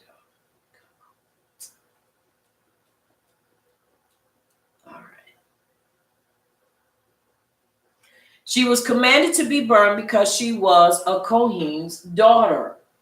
And this was not the actions or the proper actions of a daughter that was a Kohen, that was the daughter of a Kohen, Are you hearing me? Yeah. So this is why he was ready to have her burned. In other words, to discourage this type of behavior. And so he said, bring her out, let's burn her. No skin off my nose, just burn her up.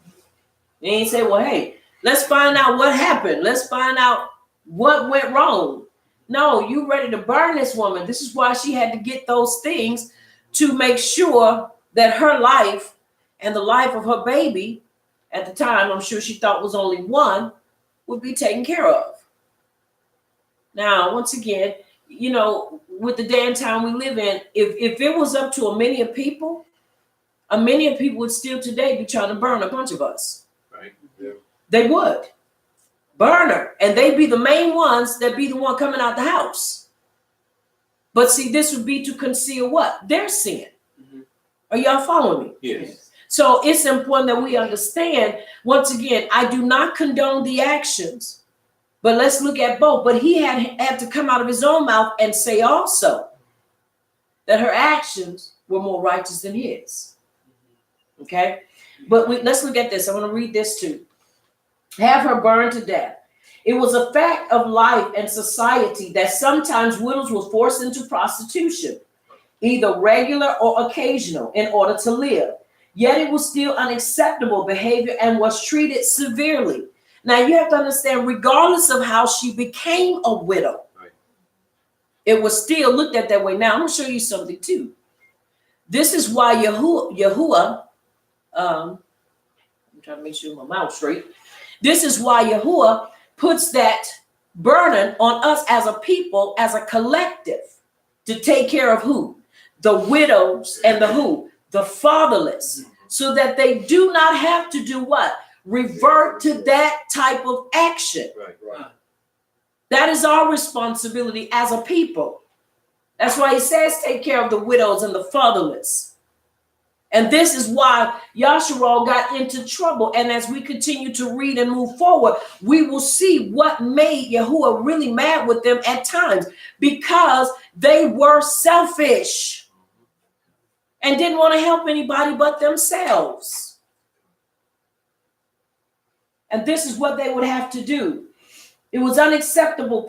It was unacceptable and treated severely. The punishment of burning is rare and reserved for the most serious sexual crimes. Wayesheb 20 and 14, 21 and 9. For the only other biblical occurrences. In ancient Near Eastern legal texts, burning is likewise a rare punishment, but used in similar circumstances. For a nadut, previous comments, who opens a tavern or enters a tavern to drink beer, and for incest with one's mother. This was a most serious punishment, since it probably precluded proper burial. So if you went and did stuff like that, they say burn your behind. Because you have to understand, that was a way to discourage people from ever picking up those bad habits. Right. I don't agree with that kind of severe punishment, but I look at it like this. If you go into a situation, once again, understand, this is not a rule. This was an exception. Never try to make an exception a rule. That's where we also mess up and get in trouble. Just because he allowed her to get away. Now, understand what I'm saying. Just because Abba Yahuwah did not strike her dead, caused her to die in childbirth, and caused those twins to die in her, does not mean that he set his approval on it for everybody else to do it. It is an exception and not a rule, which we have found. And when you read, you will find many a times in the writings, it's an exception and not a rule. Yeah. But we tend to make it a rule because that's what we want to do. Are y'all following me? Yes. Can't do that. And so these were severe, or this was considered severe. And so he says she is more righteous than I. Why? Because he realizes he made her a promise. And I'm sure at that moment in his everything began to flash back through his mind. Okay, she's living and she has nothing. She's living off of what he gives to her. And if he ain't giving her but nickels and dimes, your life is on hold. Right. She said, okay, no, we're going to even the playing field here, because something got to come out of this. Are you hearing me? Yes. So when she brought that out, I'm sure he probably could have passed out. Instead of passing out, though, he did what was right. And he said, you know, in verse 26, he said, it says, so Yehuda acknowledged them and said, she has been more upright than I, because I did not give her to Shelah, my son. and he never had sexual relationship with her again. And this is the thing also that is so important. Once he understood what he did was wrong, he didn't go back. Right.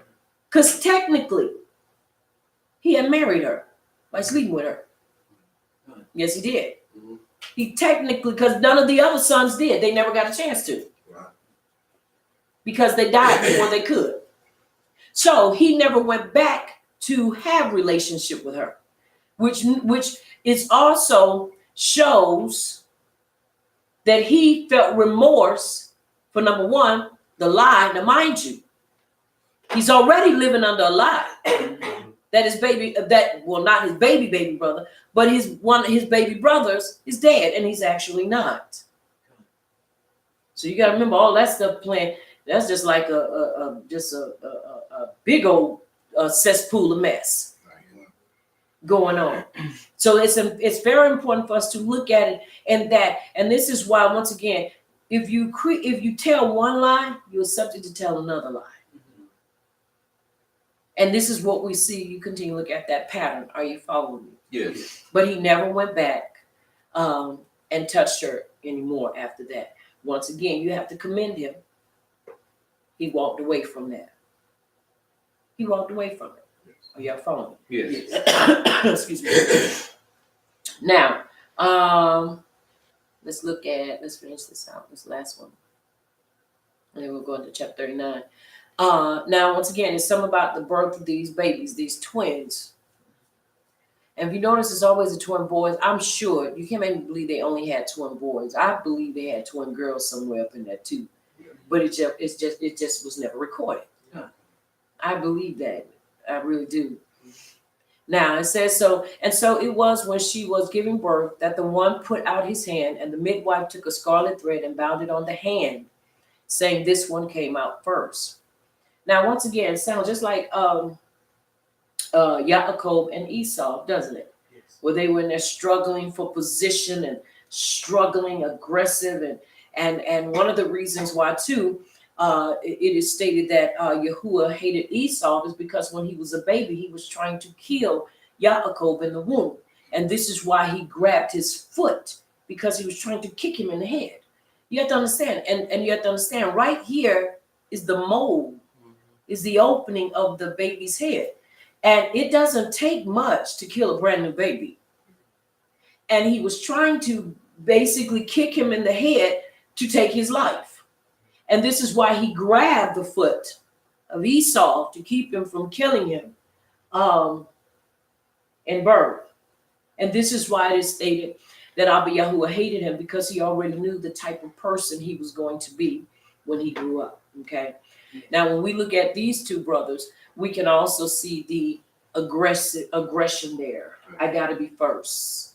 No, I got to be first.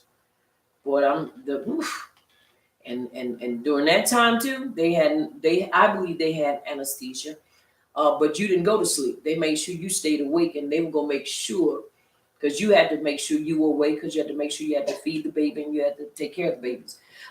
But it happened as he drew back his hand that his brother came out unexpectedly. And she said, "How did you break through? This breach be upon you." Therefore, his name was called Perez. After his brother came out, who had the scarlet thread on his hand, and his name was called Zerah. Excuse me. Now let's look at their names. To break forth. And the messianic line continued through Tamar and Yehuda, through Zerah, and not through Perez. Are y'all hearing me? Yes. So it's important that we understand the names and understand everything that lines up with this. Once again, does a lot of things that we see, is it Abba Yahuwah's perfect will or his submissive will? Many things were his submissive will, not necessarily his perfect will. Right. Are you following me? Yes. Very important. All right, chapter 39, as we go in, we read all the way to verse 4? Chapter 39. As we look at chapter 39, it takes us back. It throws us back into the life of Yosef, and he's been taken down to Mitzrayim. And Potiphar, an officer of Pharaoh, captain of the guard in Mitzrayim, bought him from the Ishmaelites, from his cousins, who had taken him down there. Yahuwah was with Yosef, and he was a successful man, and he was in the house of his master, the Mitzrayim. So now we're looking at the life of Yosef and looking at how Abba Yahuwah prospered him. Now you have to understand something. There is such a sweet way about Abba Yahuwah that is just amazing. He allows him to prosper, and his master saw that Yahuwah was with him, and that Yahuwah made all he did to prosper at his hands. Verse 4, so Yosef found esteem in the sight and served him, and he made him overseer of his house, and his entire belongings he put in his hand. Now, this does not sound like what he had just come out of doing with his Abba. Yes. Sounds the same thing that he was doing with his Abba. Verse 5. So it was from the time that he had made him overseer of his house and all that he had, that Yahuwah Baruch the Mitzrayim bade for Joseph's sake. And the Baruching of Yahuwah was on all that he had in the house and in the field. That means whatever he touched, it brought forth. Whatever he touched, it increased. It brought forth. So everything he did is like, man, it's like a trail. It's like every time he walked, it's something springing up behind it. And so in verse 6, and it says, and he left all that he had in Joseph's hand, and he did not know what he had, except for the lakim which he ate. And Joseph was handsome in form and appearance. Now, what's so amazing with this is that only thing this man knew was the bread he put in his mouth. Do you know that is some high regard, and trust. Right. Because remember, he has a young Wayesheb. Because in his mind, I'm sure. Now watch this. Why do I have to? He's given me no reason to mistrust him. Right. So why should I even look at him even sideways? Right. Now, mind you, Joseph ain't thinking now how he done lied on his brothers. Now watch this. His brothers were put in charge of what? Their Abba's what? Livestock. Don't you know livestock means lifestyle? Lifestyle. That's your food. That is your means of finances. It's not the total means, but it's your means. Now, they were given charge to do those things. And I'm sure they were doing what they needed to do. People are going to, I don't want to put it in this manner to where it becomes so loose that people think, well, people can do whatever they want and say, well, people are going to be people. When you say that, you actually give people a means or a legal right to act up, right, which is not what I'm going to do. But, when you're dealing with people and people are doing stuff, you're going to have people that's going to kid. You're going to have people that's going to laugh. We laugh. Are you hearing me? Even in class. Why do we have to sit up and look like we've been sucking on lemons and everything else? Are you following me? Yes. We don't have to do that. We can laugh and crack a smile every now and then. Right. Are you following me? Yes. And I'm sure that when Joseph at times would go and check on his brothers, they might have been cutting up with one another, laughing, talking, right, tripping, playing with the animals. And he felt like this is not the type of attitude that should be going on around our Abba's livestock. You got those people that work. And I'm not against that, because I believe that when you're at work, you should be focused on working. But I also understand that every now and then, especially now, understand what I'm saying, because I'm not telling you to steal no time on nobody's job. But if you smiling and you're talking and it's your break, then you've been given authority to take a break, laugh, cut up a little bit. But when that break is over, go back to work. And I'm persuaded that he kind of probably caught them in those moments, and he felt like this was unacceptable behavior. Right. But now here it is. And remember, it said that Joseph enjoyed trimming his hair, messing with his eyelashes and eyebrows, making himself look more handsome. Are you following me?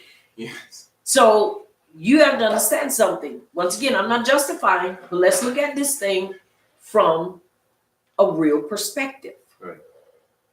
Let's look at it. Okay. Now, verse 7.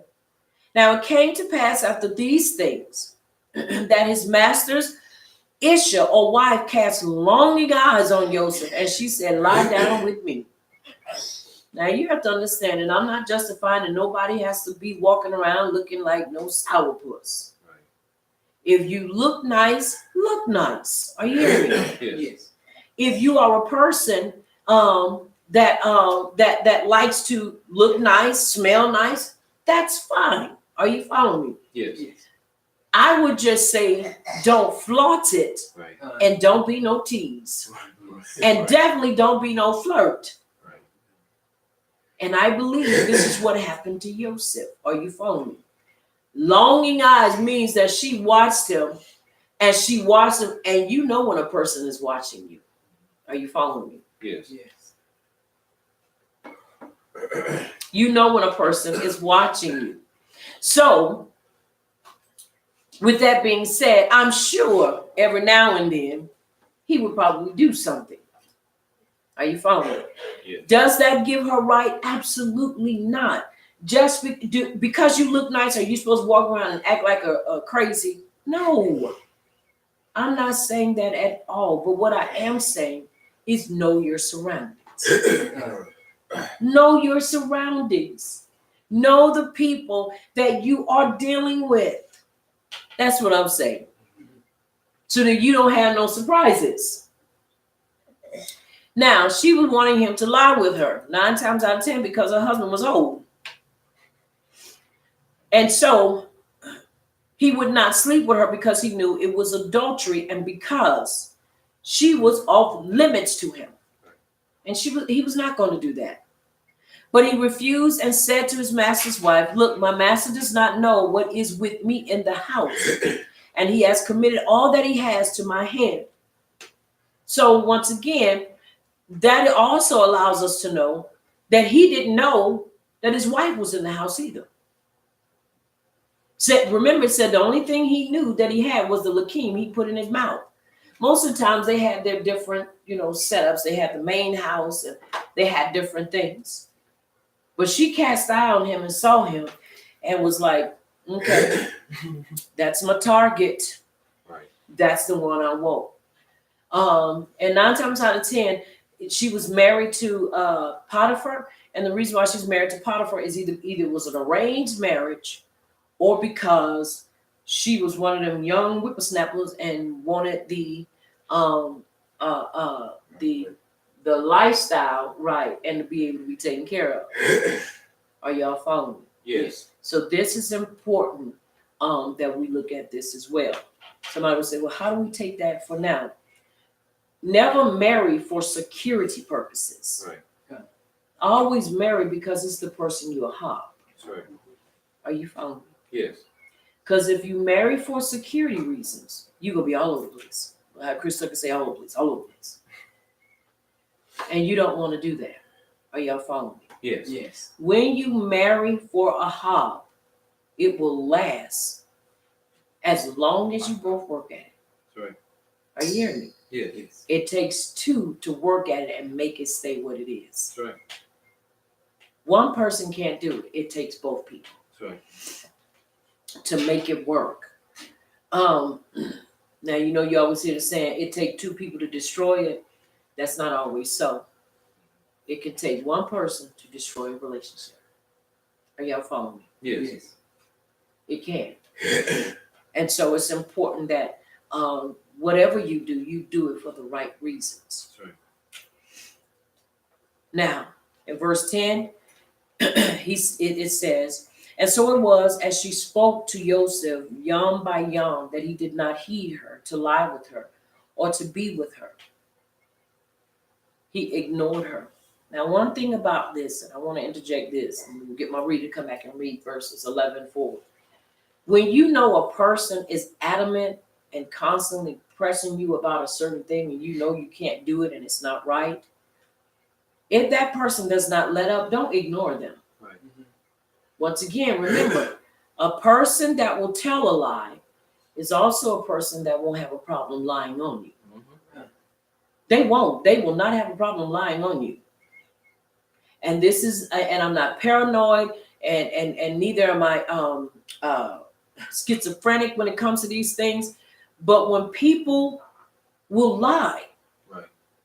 there are times they won't have a problem lying on you. Now you have to understand, she kept on when she knew the position that this young man had. And in herself, she kept believing that something else is going to come out of this. I just got to keep pressing.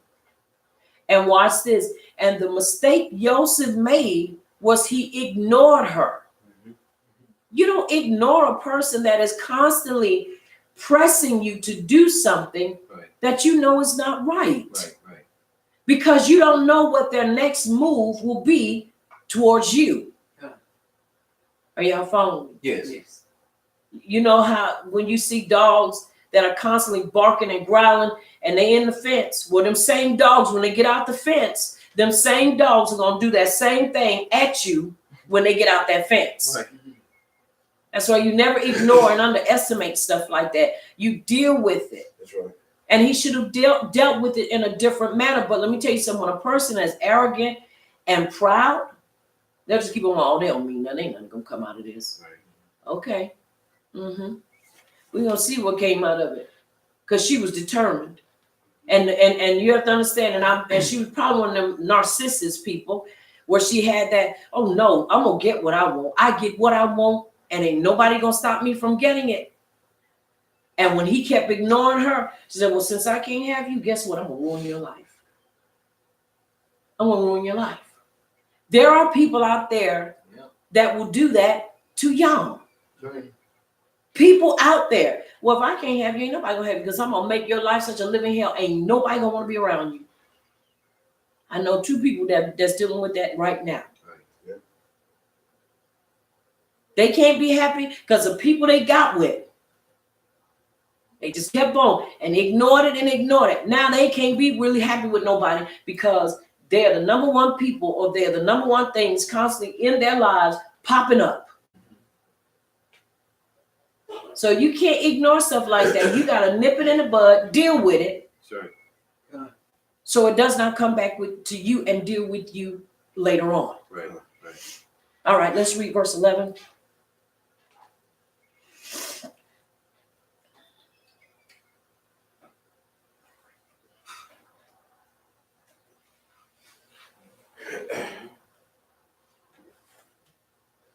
And it happened about this time when Joseph went into the house to do his work, and none of the men of the house were inside. And she called him by his garment, saying, lie with me. And he left his garment in her hand and fled and ran outside. And it was so, when she saw that he had left his garment in her hand and fled outside, that she called to the men of her house and spoke to them, saying, see, he has brought to us an abraham to mark us. And he came in to lie with me, and I cried out with a loud voice. And it happened when he heard that I lifted my voice and cried out, that he left his garment with me and fled and went outside. So she kept his garment with her until his master came home. Then she spoke to him with words like these, saying, the Abraham servant whom you brought to us came in to me to mock me. So as it happened, as I lifted my voice and cried out, that he lifted his garment with me and fled outside. And it is so. And it is so. All right. Now, when the shoe is on the other foot, it doesn't feel all that great. To have somebody lie about you, like something like that, to lie and say somebody tried to rape you, that's horrible. But even then, the punishment back then was even severe. Because you didn't lie about raping. If you rape somebody, and there's some countries, they'll split you open like a wishbone. They don't play that. They'll tie you. It's a certain African tribe. And if a man is accused, even if he look at a woman wrong, they take him and put one leg on one tree, put the other leg on the other tree, and they say, let it rip, and they let it rip, and he becomes like a piñata. pulls them apart like a wishbone. And they keep on going throughout their day. Why? Because that's a way to discourage rape, lust. Because don't nobody want to be, you don't even want nobody to even think you're remotely looking at them in that manner. Why? Because you don't want to have to go to the tree. Are you following me? Yes. You definitely do not want that to happen. But they didn't play that. Now, once again, look at the arrogance of Joseph. Verse 11 says, and it happened about this time when Joseph went into the house to do his work, and none of the men of the house were inside. Know your surroundings. You're going to go in a house and you don't hear no chatter of the men who are normally there. You don't even smell the presence of men. But you walk up in there ready to do your job. First of all, it's like, this smell like a setup. Something ain't right, this stink, and I ain't going in there. Are you hearing me? Yes. But arrogance and pride goeth before a fall. And he was so arrogant and he was so proud, he didn't even look to think, why aren't the men of the house here? And she caught him by his garment, saying, lie with me, and left his garment in her hand and fled and ran outside. That meant she was up on him so close, excuse me, that by the time he turned around, she had already unclothed him. Are y'all following me? Yes. I'm a stickler. I always tell my sons and I always tell my ish, you never let a woman get that close up on you. Con. Right. I got to hear the rest of the cons come through here. Con. You never let a woman get that close up on you. And women, you never let a man get that close up on you. That's how men sometimes get the drop on women. Because they get close enough up to them. Because you got to understand, never underestimate a person and running you down and pressing upon you. He underestimated her tactics because I'm sure he looked at her and said, she wouldn't do that. Look at what she has. She wouldn't, in other words, she's not going to lose, or she wouldn't dare put herself in a position to lose this. She ain't going to lose. You are. Right. Are you following me? You're going to be the one that lose out, not her. And I'm sure he never thought in a million years that she would ever put him in that position, but he was put in that position. Once again, know your surroundings and never let anybody get that close up on you to get the drop up on you. I said, and I'll continue to say, men get raped too. They do. Because they underestimate sometimes women and they think, oh, women won't do that. Yes, women will. Women will spike your drink and they will do other stuff. And, Other men too. Improves. oh, yeah, and other men too. Exactly. Ta-da. And other men too. So you want to be careful because people now don't have morals. That's right. They'll put you in a position and you'll wake up and you'll be trying to figure out what's going on with your life. And next thing you know, the unthinkable has happened. Are y'all following me? Yes. This is why we have to be what? Locked and loaded. And you have to be conscious and aware of your surroundings. Compassionate awareness. Period. You have to know your surroundings. And so it is important that we understand these things. Are you following me? Yes. And he left his garment in her hand and he fled and ran outside. Now, I'm sorry. She probably would have got a couple of punches to the face.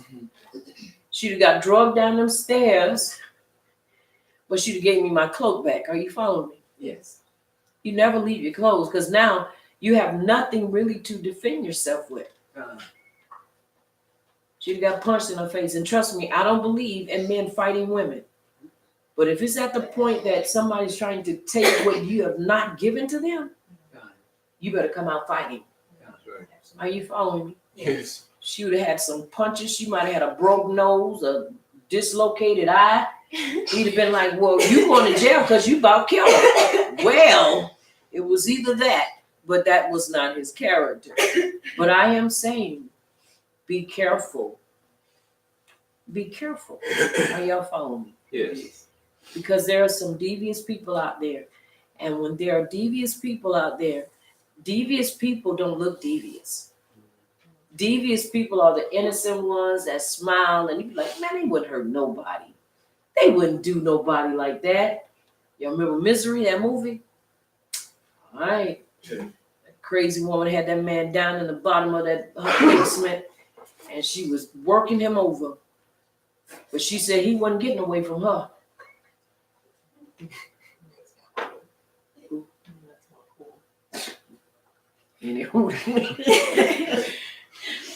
Had him down there. But you have to be careful, seriously. Because unless you know a person and you know their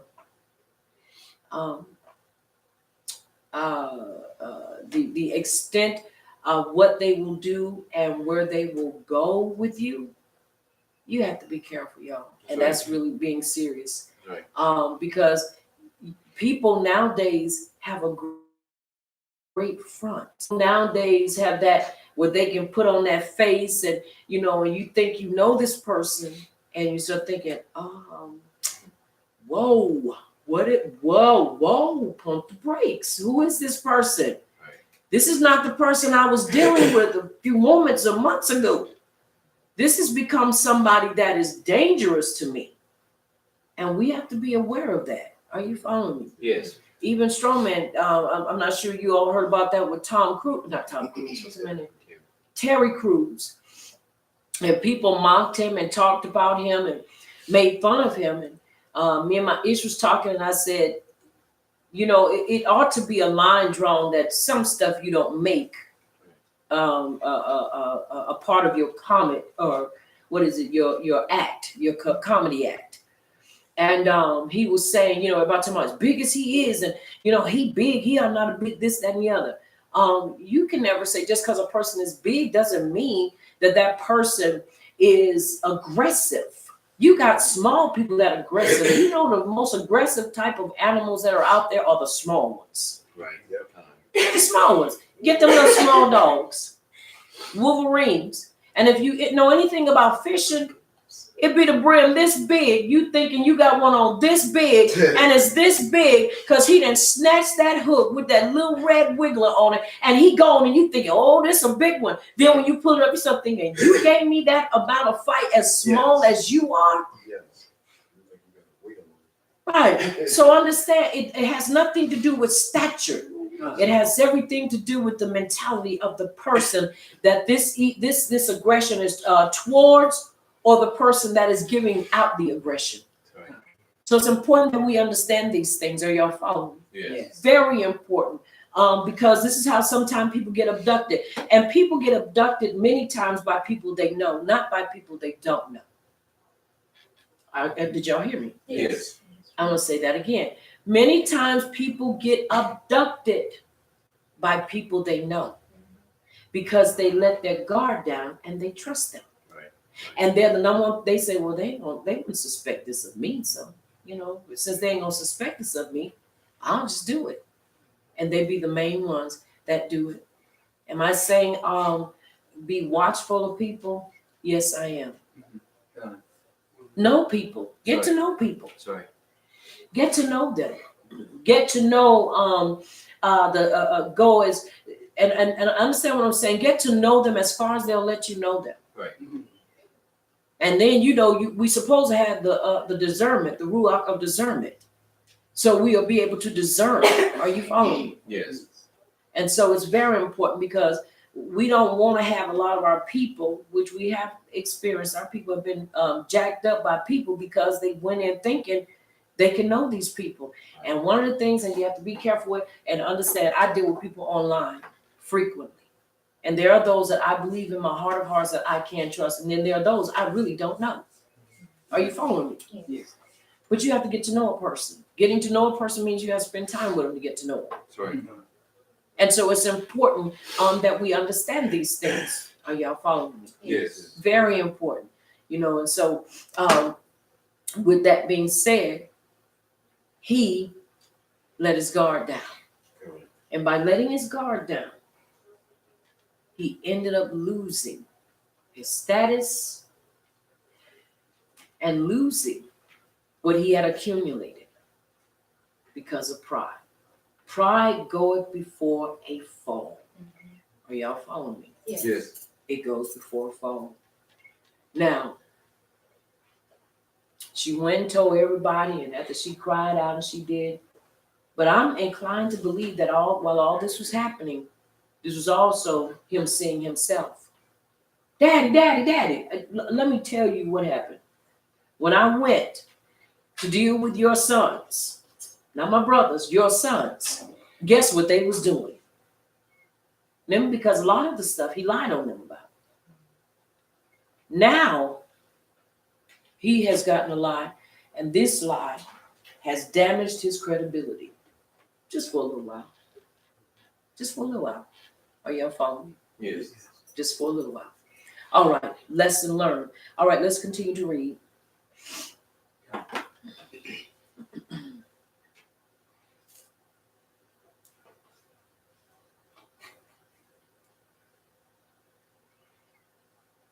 Verse 21. Mhm.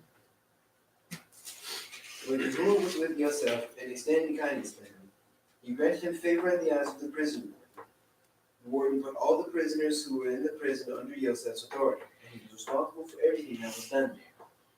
The warden did not bother with anything under Yosef's authority because Yahuwah was with him, and Yahuwah made everything that he did successful. Chapter 40. After this, the Mitzrayim king's cupbearer and baker offended their master the king of Mitzrayim. Pharaoh was angry with his two officers, the chief cupbearer and the chief baker, and put them in custody in the house of the captain of the guard in the prison where Yosef was confined. The captain of the guard assigned Yosef to them, and he became their personal attendant, and they were in custody for some time. The Mitzrayim king's cupbearer and baker, who were confined in the prison, each had a dream. Both had a dream on the same night, and each dream had its own meaning. Mm-hmm. When Yosef came to them in the morning, or in the new yawn, he saw that they were looking distraught. And it is so. And it is so. Yeah, that would make you look feel strong. Now let's look at this. We're going to look at chapter 39, verse 20, where the king's prisoners were confined.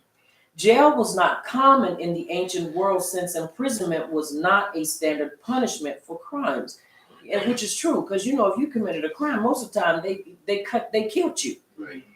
There wasn't going to be no penal system in that respect. If Potiphar truly believed that Joseph, his slave, was guilty of sexually assaulting his wife, execution would have been the swift and normal response. But instead, he had him put in prison. Instead, Joseph is confined where political prisoners were kept to await trial, judgment, or execution. Since Potiphar is referred to as the captain of the guard, and later Joseph meets Pharaoh's other officials in the house of the captain of the guard, it appears that Joseph is detained under Potiphar's supervision and is there again given authority. So either way, he was still a part of his life. Now, once again, you have to understand, this was to shake him up. Are y'all following me? Yes. To really make him see what could really happen. When you tell a lie, you don't realize the position you can put a person in. Many times we've heard horror stories where people go and tell, well, he said such and such, or she did such and such. And instead of the person asking, they go blasting. Right. They go fighting, or they in turn end up dying because they go in there with the wrong disposition. Right. And so now they end up dying because they go off the handle, and they go, and now with them setting up there, basically going in, I'm going to correct and I'm going to do, and the person already, trigger happy, or trigger happy. Mm-hmm. And they go in and they waiting on them to come because they're ready to, blast somebody, and they blast the person. So a lie never, when it's all said and done, a lie never brings great out of anybody's life. Never, never, never. In other words, he is transferred to another part of Potiphar's house. That does not mean that his imprisonment is a farce but it suggests that Potiphar's anger may well have been directed toward his wife, and that after an adequate show of indignation, Joseph is gradually again moved into a position of authority. So once again, very important for us to look at this. Are y'all following me? Yes. Very important for us to look at this and truly be able to draw out of it the importance of knowing. Now watch this. Potiphar at least took that initiative. Right. But Yaakov did not. Are y'all following what I'm saying? Yes. Yaakov did not. For every lie that Joseph would tell, it constantly created a bridge or a gap. No, let me change that. It created a gap. Not a bridge, but a gap. Because for every time he went back and said something, it was something constantly that was brought up. So you have to understand it was not working at all for the betterment of his brothers. It made things worse. Are you following me? Yes. And it's like he just accepted what he brought back to him and never questioned it. And this is what made things so bad. It takes a lot, I believe, for siblings, and this is just me saying, to really get to a point where they don't care about one another. Even siblings that really don't know each other, and you just come, especially if you have situations or was in a situation like mine. I have siblings on my Ema side and also on my Papa side.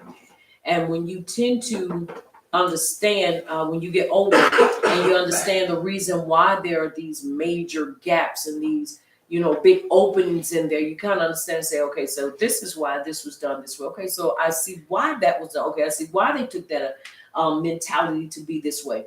You kind of see things in a different perspective when you get older. And so you don't tend to be as angry with them as when you were younger, because you understand, a lot of it, they were acting based upon the structure of their lives, upon the influence of those in their lives. And so you still get that mentality, well, these are my siblings, regardless if we were never close like that. And I don't want anything to happen to them. And I definitely don't want to be at the helm of their demise or their hurt. Right. Are you following me? But it takes a lot. So that meant, once again, the point that I'm driving at, it takes a lot. And so we don't want to be on that end. And we definitely don't want to give anybody a reason to put us in that position. Right. So we have to look at our actions and question the things that we do, excuse me, to make sure that we are not just doing anything. Because if you're like me, you don't want to bring harm to nobody's life. No. Are you following me? Yes. Especially one that don't need it. Now, I'm not saying don't defend yourself. I said bring harm to somebody's life. God. We don't want to do that. Yeah. So it's important that we understand these things. All right, once again, chapter 40, as we look at it, he is put in there so we realize these things that are taking place. Now, we're going to look at some major things here. He is still given, even though he is confined, he is still in the presence. Abba Yahuwah hasn't left him. That's the great thing. And this is one of the things that we should always be conscious of and always praying and asking Abba Yahuwah, no matter what situation I'm in, whether I am the reason I'm in this situation, or it is my bad choices, my bad decisions, or somebody else basically did something to get me in this position, whatever or however, please don't leave me. Right. Are you following me? Yes. Don't leave me here by myself. Let me still be in your presence. Don't let me be taken out of your presence. And that all determines on how we govern ourselves. Are you following me? Yes. How we conduct ourselves. Whether his presence will remain with us. But the most important thing is that you got to remember when Joseph got there, Yahuwah was with him. And so if he's with us in the beginning, he'll be with us all the way through. But it's important that we remain humble and not lose the insight to what it is he desires to show us. Are you following me? Yes. All right. Now, let's look at verse 5. We started chapter 39 and we came through into chapter 40, right? Yes. All right, we're gonna look at all right, so we see he has custody still over everything, and we find out that he is still under Potiphar, but he's just doing something differently because of that which he was accused of. All right, verse 5 says, Then the butler and the baker of the king of Mitzrayim, who were confined in the prison, dreamed a dream, both of them, each man's dream in one night, and each man's dream with his own interpretation. Verse 6, And Joseph came into them in the morning and looked at them and saw that they were sad. I'm sure you would be. Y'all know you've ever had them visions, have you waking up and you'd be like, please, Abba Yahuwah, let that just be just that, a dream. Let that not be a vision or that which is going to be reality. Wake up, toss it and turn it, and wake up like, please, Abba Yahuwah, don't let that be what is going to be, excuse me, my, what is going to be my history. And so this is what he walked in and saw their faces were down. All right, let's pick up at verse 7 and let's read, please. Chapter 40, this one. Verse 7, and it reads, And he asked Pharaoh's officers who were with him in confinement of his master's house, saying, Why do you look so sad today? And they said to him, We each have dreamed a dream, and there is no one to interpret it. And Joseph said to them, Do not interpretations belong to Yahuwah? Relate them to me, please. So the chief cupbearer related his dream to Joseph and said to him, See, in my dream a vine was before me. And in the vine were 3 branches, and it was as though it budded. Its blossoms shot forth, and its clusters brought forth ripe grapes. And Pharaoh's cup was in my hand. So I took the grapes and pressed them into Pharaoh's cup and placed the cup in Pharaoh's hand. Mm-hmm. And Joseph said to him, This is the interpretation of it. The 3 branches are 3 days. Yet within 3 days, Pharaoh is going to lift up your head and restore you to your place. And you shall put Pharaoh's cup in his hand according to the former ruling when you were his cupbearer. But remember me when it is well with you, and please show kindness to me. And mention me to Pharaoh, and get me out of this house. For truly I was stolen away from the land of the Hebrews, and also I have done naught that they should put me into the dungeon. And the chief baker saw that the interpretation was great. And he said to Joseph, I also was in my dream, and saw 3 white baskets were on my head. And in the uppermost basket all kinds of baked goods for Pharaoh, and the birds ate them out of the basket on my head.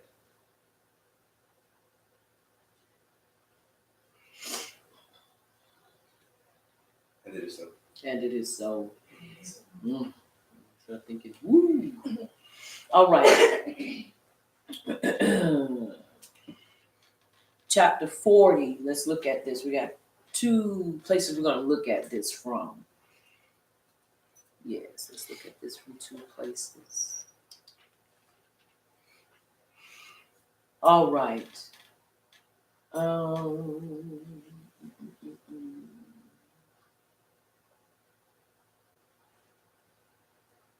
Officers. Let's look at the officers. They were eunuchs. The Hebrew has that signification. As chief butler and baker, they had to go into the women's quarters. And this was the officers. A season, which is a year. They dreamed a dream, both of them. The Midrash states that each dreamed his own and the interpretation of the other's dream. So they had the dream, but they dreamed the interpretation of each other's dream. He asked Pharaoh's officers. The text could have read simply, he asked them without this circumlocution.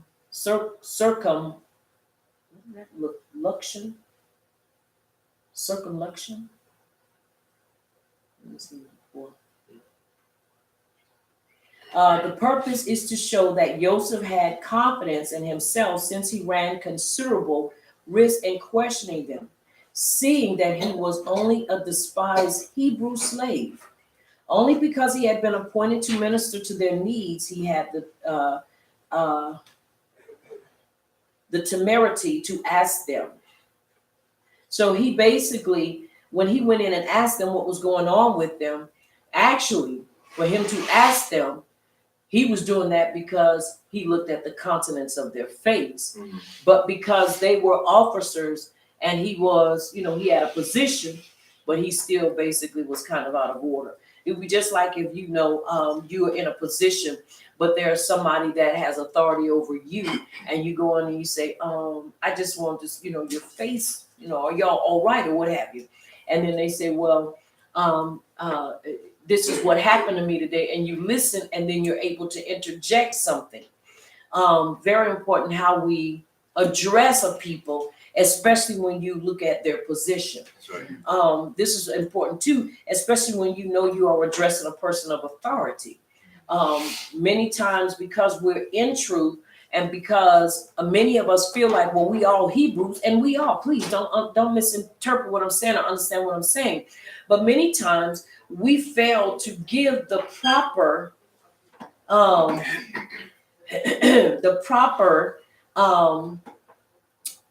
what is that? What I'm trying to say? The proper addressing, and we fail to properly and respectfully address people of authority. Right.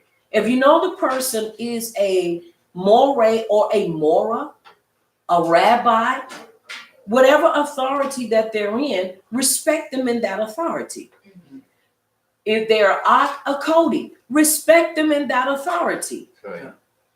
Never be disrespectful.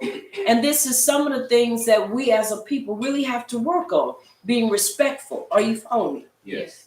Especially when it comes to certain things, especially when it comes to information, it comes when we're dealing with people. Now, I'm not saying you got to be,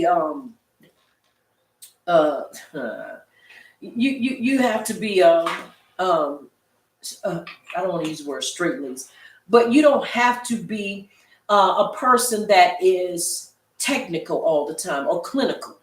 Are you following me? Yes. But be a person that is touchable, approachable.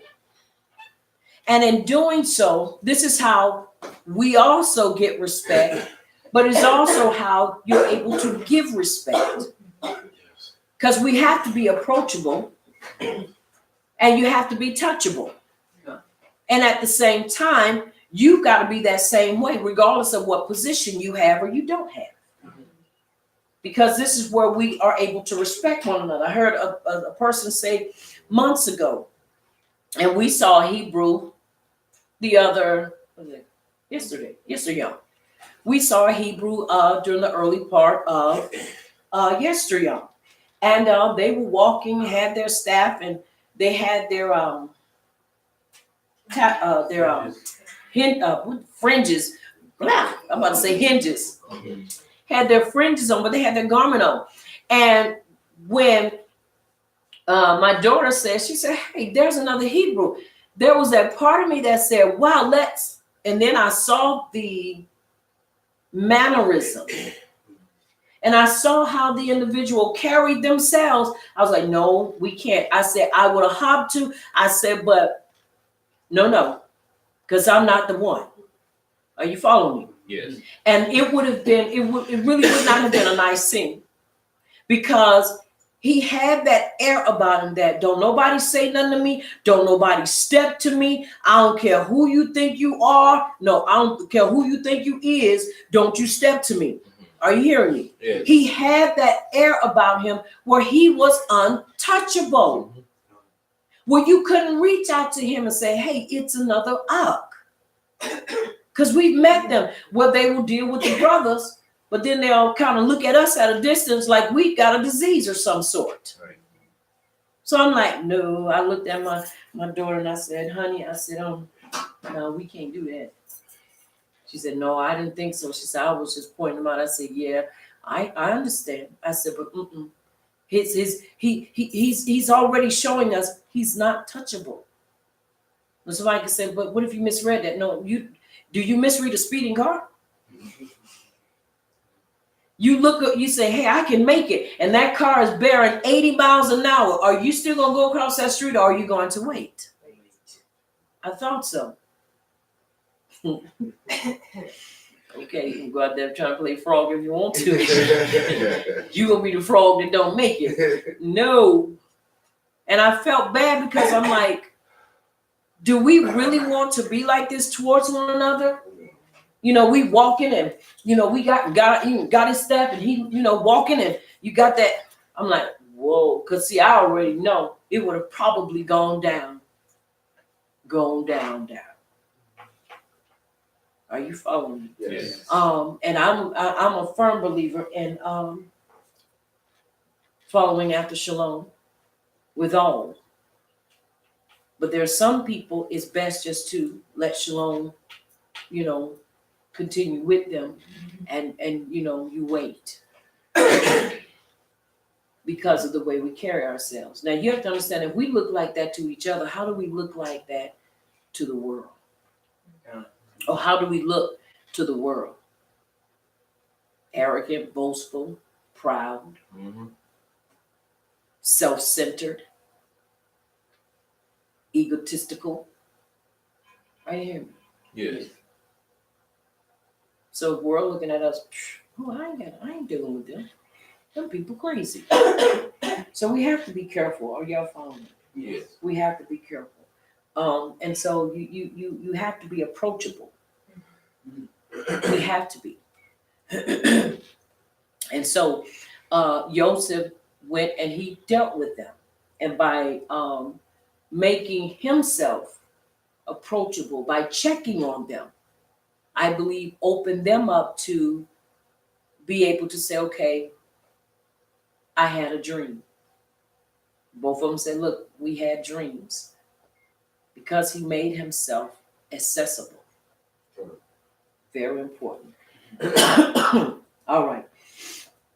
Chief Cupbearer and Chief Baker. Although these titles may be in part ceremonial, these two men had overall responsibility for what was served to the king. The potential for assassination attempts through the king's food was real and constant. So these officials not only needed to be incorruptible themselves, excuse me, but also had to be able to hire people above reproach and to identify attempts at infiltrations or at infiltration of the staff by enemies of the king. The text is silent concerning their offense, but since both were responsible for meals, it seems logical to speculate that the king may have gotten sick from a meal. So once again, you start looking, you know, in that time, you had to be careful. You know, somebody slip a Mickey, them Mickeys, you know, put you to sleep forever. So you had to make sure you had somebody there that was going to be willing, you know, to not be able to be bought, then not bring somebody in or turn a blind eye or deaf ear and let somebody come in. They really had to ahab the king and ahab the kingdom in order to make sure things were done right. And so, like I said, it doesn't say what their offense was, but 9 times out of 10, it was because either he got sick or he got word that one of them was a traitor and the truth was going to come out eventually. Yeah.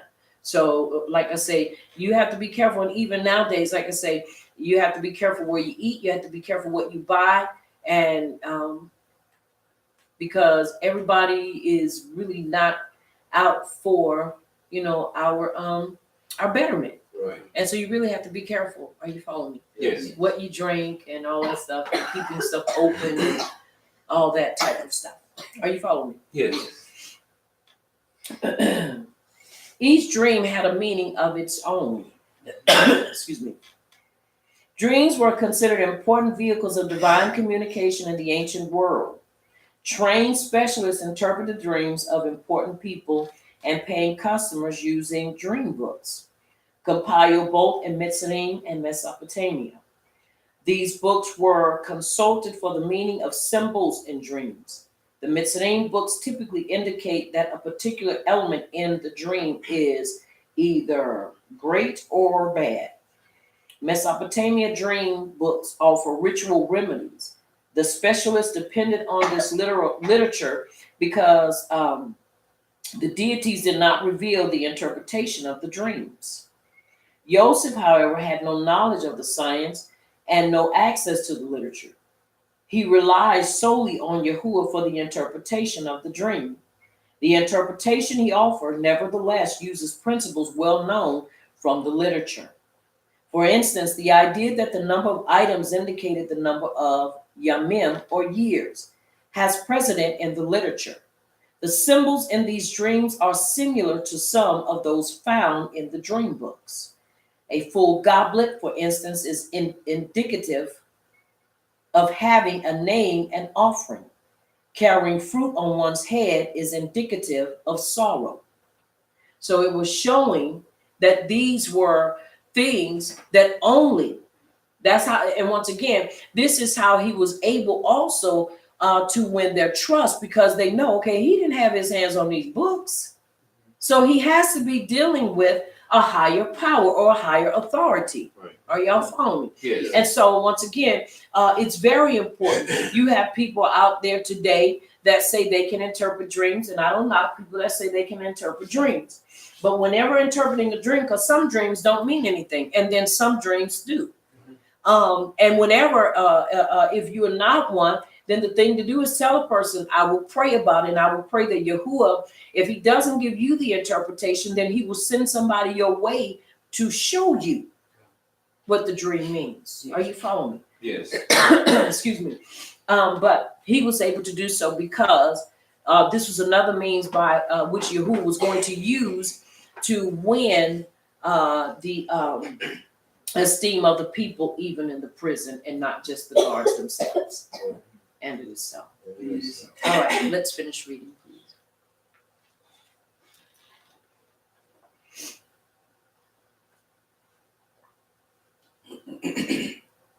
And Joseph answered and said, This is the interpretation thereof. The 3 baskets are 3 days. Yet within 3 days shall Pharaoh lift up the head from off thee, and shall hang thee on a tree, and the birds shall eat their flesh from you.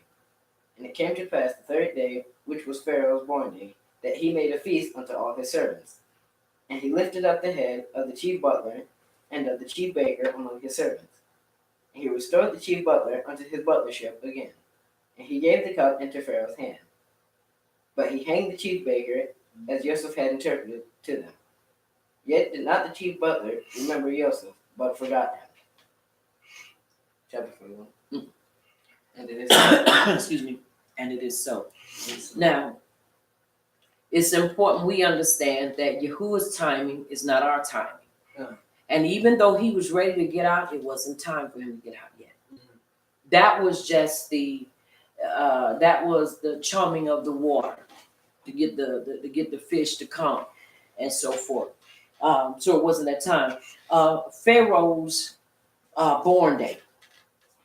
Hafmir points out that no evidence for celebrations surrounding the born day of Pharaoh are known unto the first millennium BC. He suggests alternatively that the day or yom of birth may refer to the anniversary of his accession or coronation as king, Tehillim 2 and 7, for which there is evidence as early as the 6th dynasty.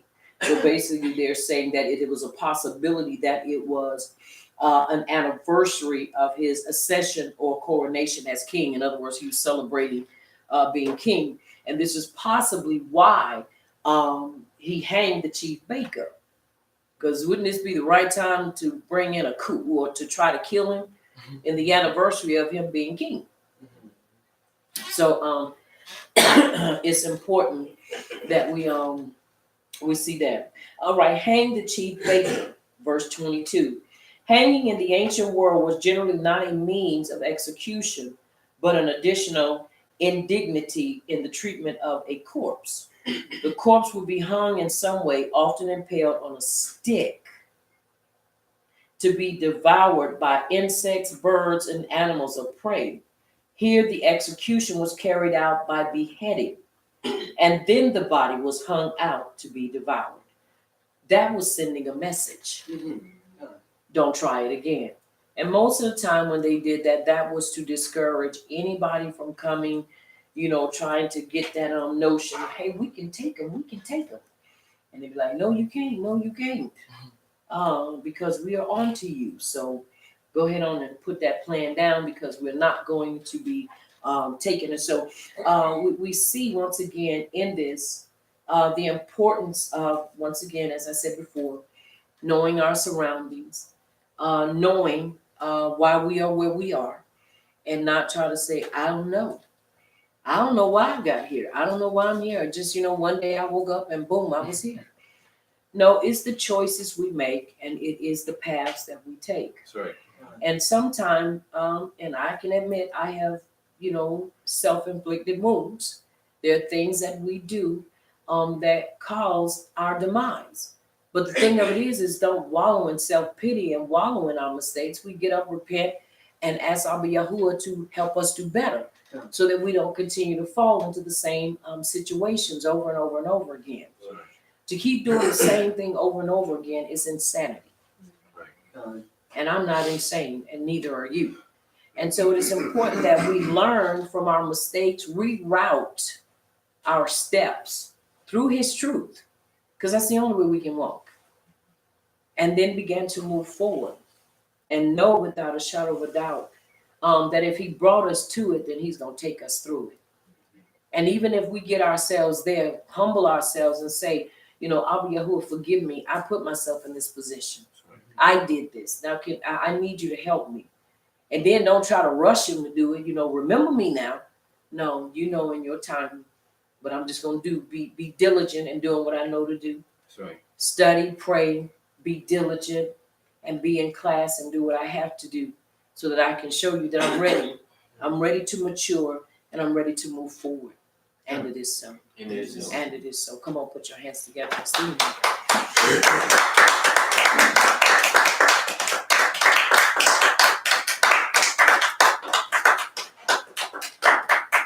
Now, on that note, we're going to break for lunch. We're breaking early to Yom for lunch. We want to come back, who are willing. Let's come back at 7:45. We'll be back at 7:45. 7:45, y'all. We will be back here at 7:45. Look for us at 8. And the reason why I say that is because sometimes it takes a minute for us to get everything going and get online. So look for us, but we will be back. I want you to enjoy your lunch, enjoy your time of rest. When we come back for our Haftorah portions and then our Brit Hadasha portions that will conclude this class. But we want to come back once again. We'll be back at 7:45. I pray that Abba Yahuwah has ministered to your heart as he has ministered to mine on this Yom. I pray that he will continue to lead, guide you, and instruct you in the way of his uprightness. I want you to remember, keep your head up, keep your shoulders squared, and keep your heart and your feet in and upon the Torah, because you can't go wrong when you obey him. I want you to remember that I am Aliyah Yasharal, and I am the leader of Messengers of Yahuwah's Kingdom of Break Belief Ministries located in South Carolina. I want you to remember here at Messengers of Yahuwah's Kingdom of Break Belief Ministries, this is the place where the Torah does the body excellent. Until next time, may Abba Yahuwah Baruch atah and keep you in his shalom until we meet again. Also, I want you to remember that you've been touched by Champion TV, a place where the champions reside. And it is so. And it is so. And it is so.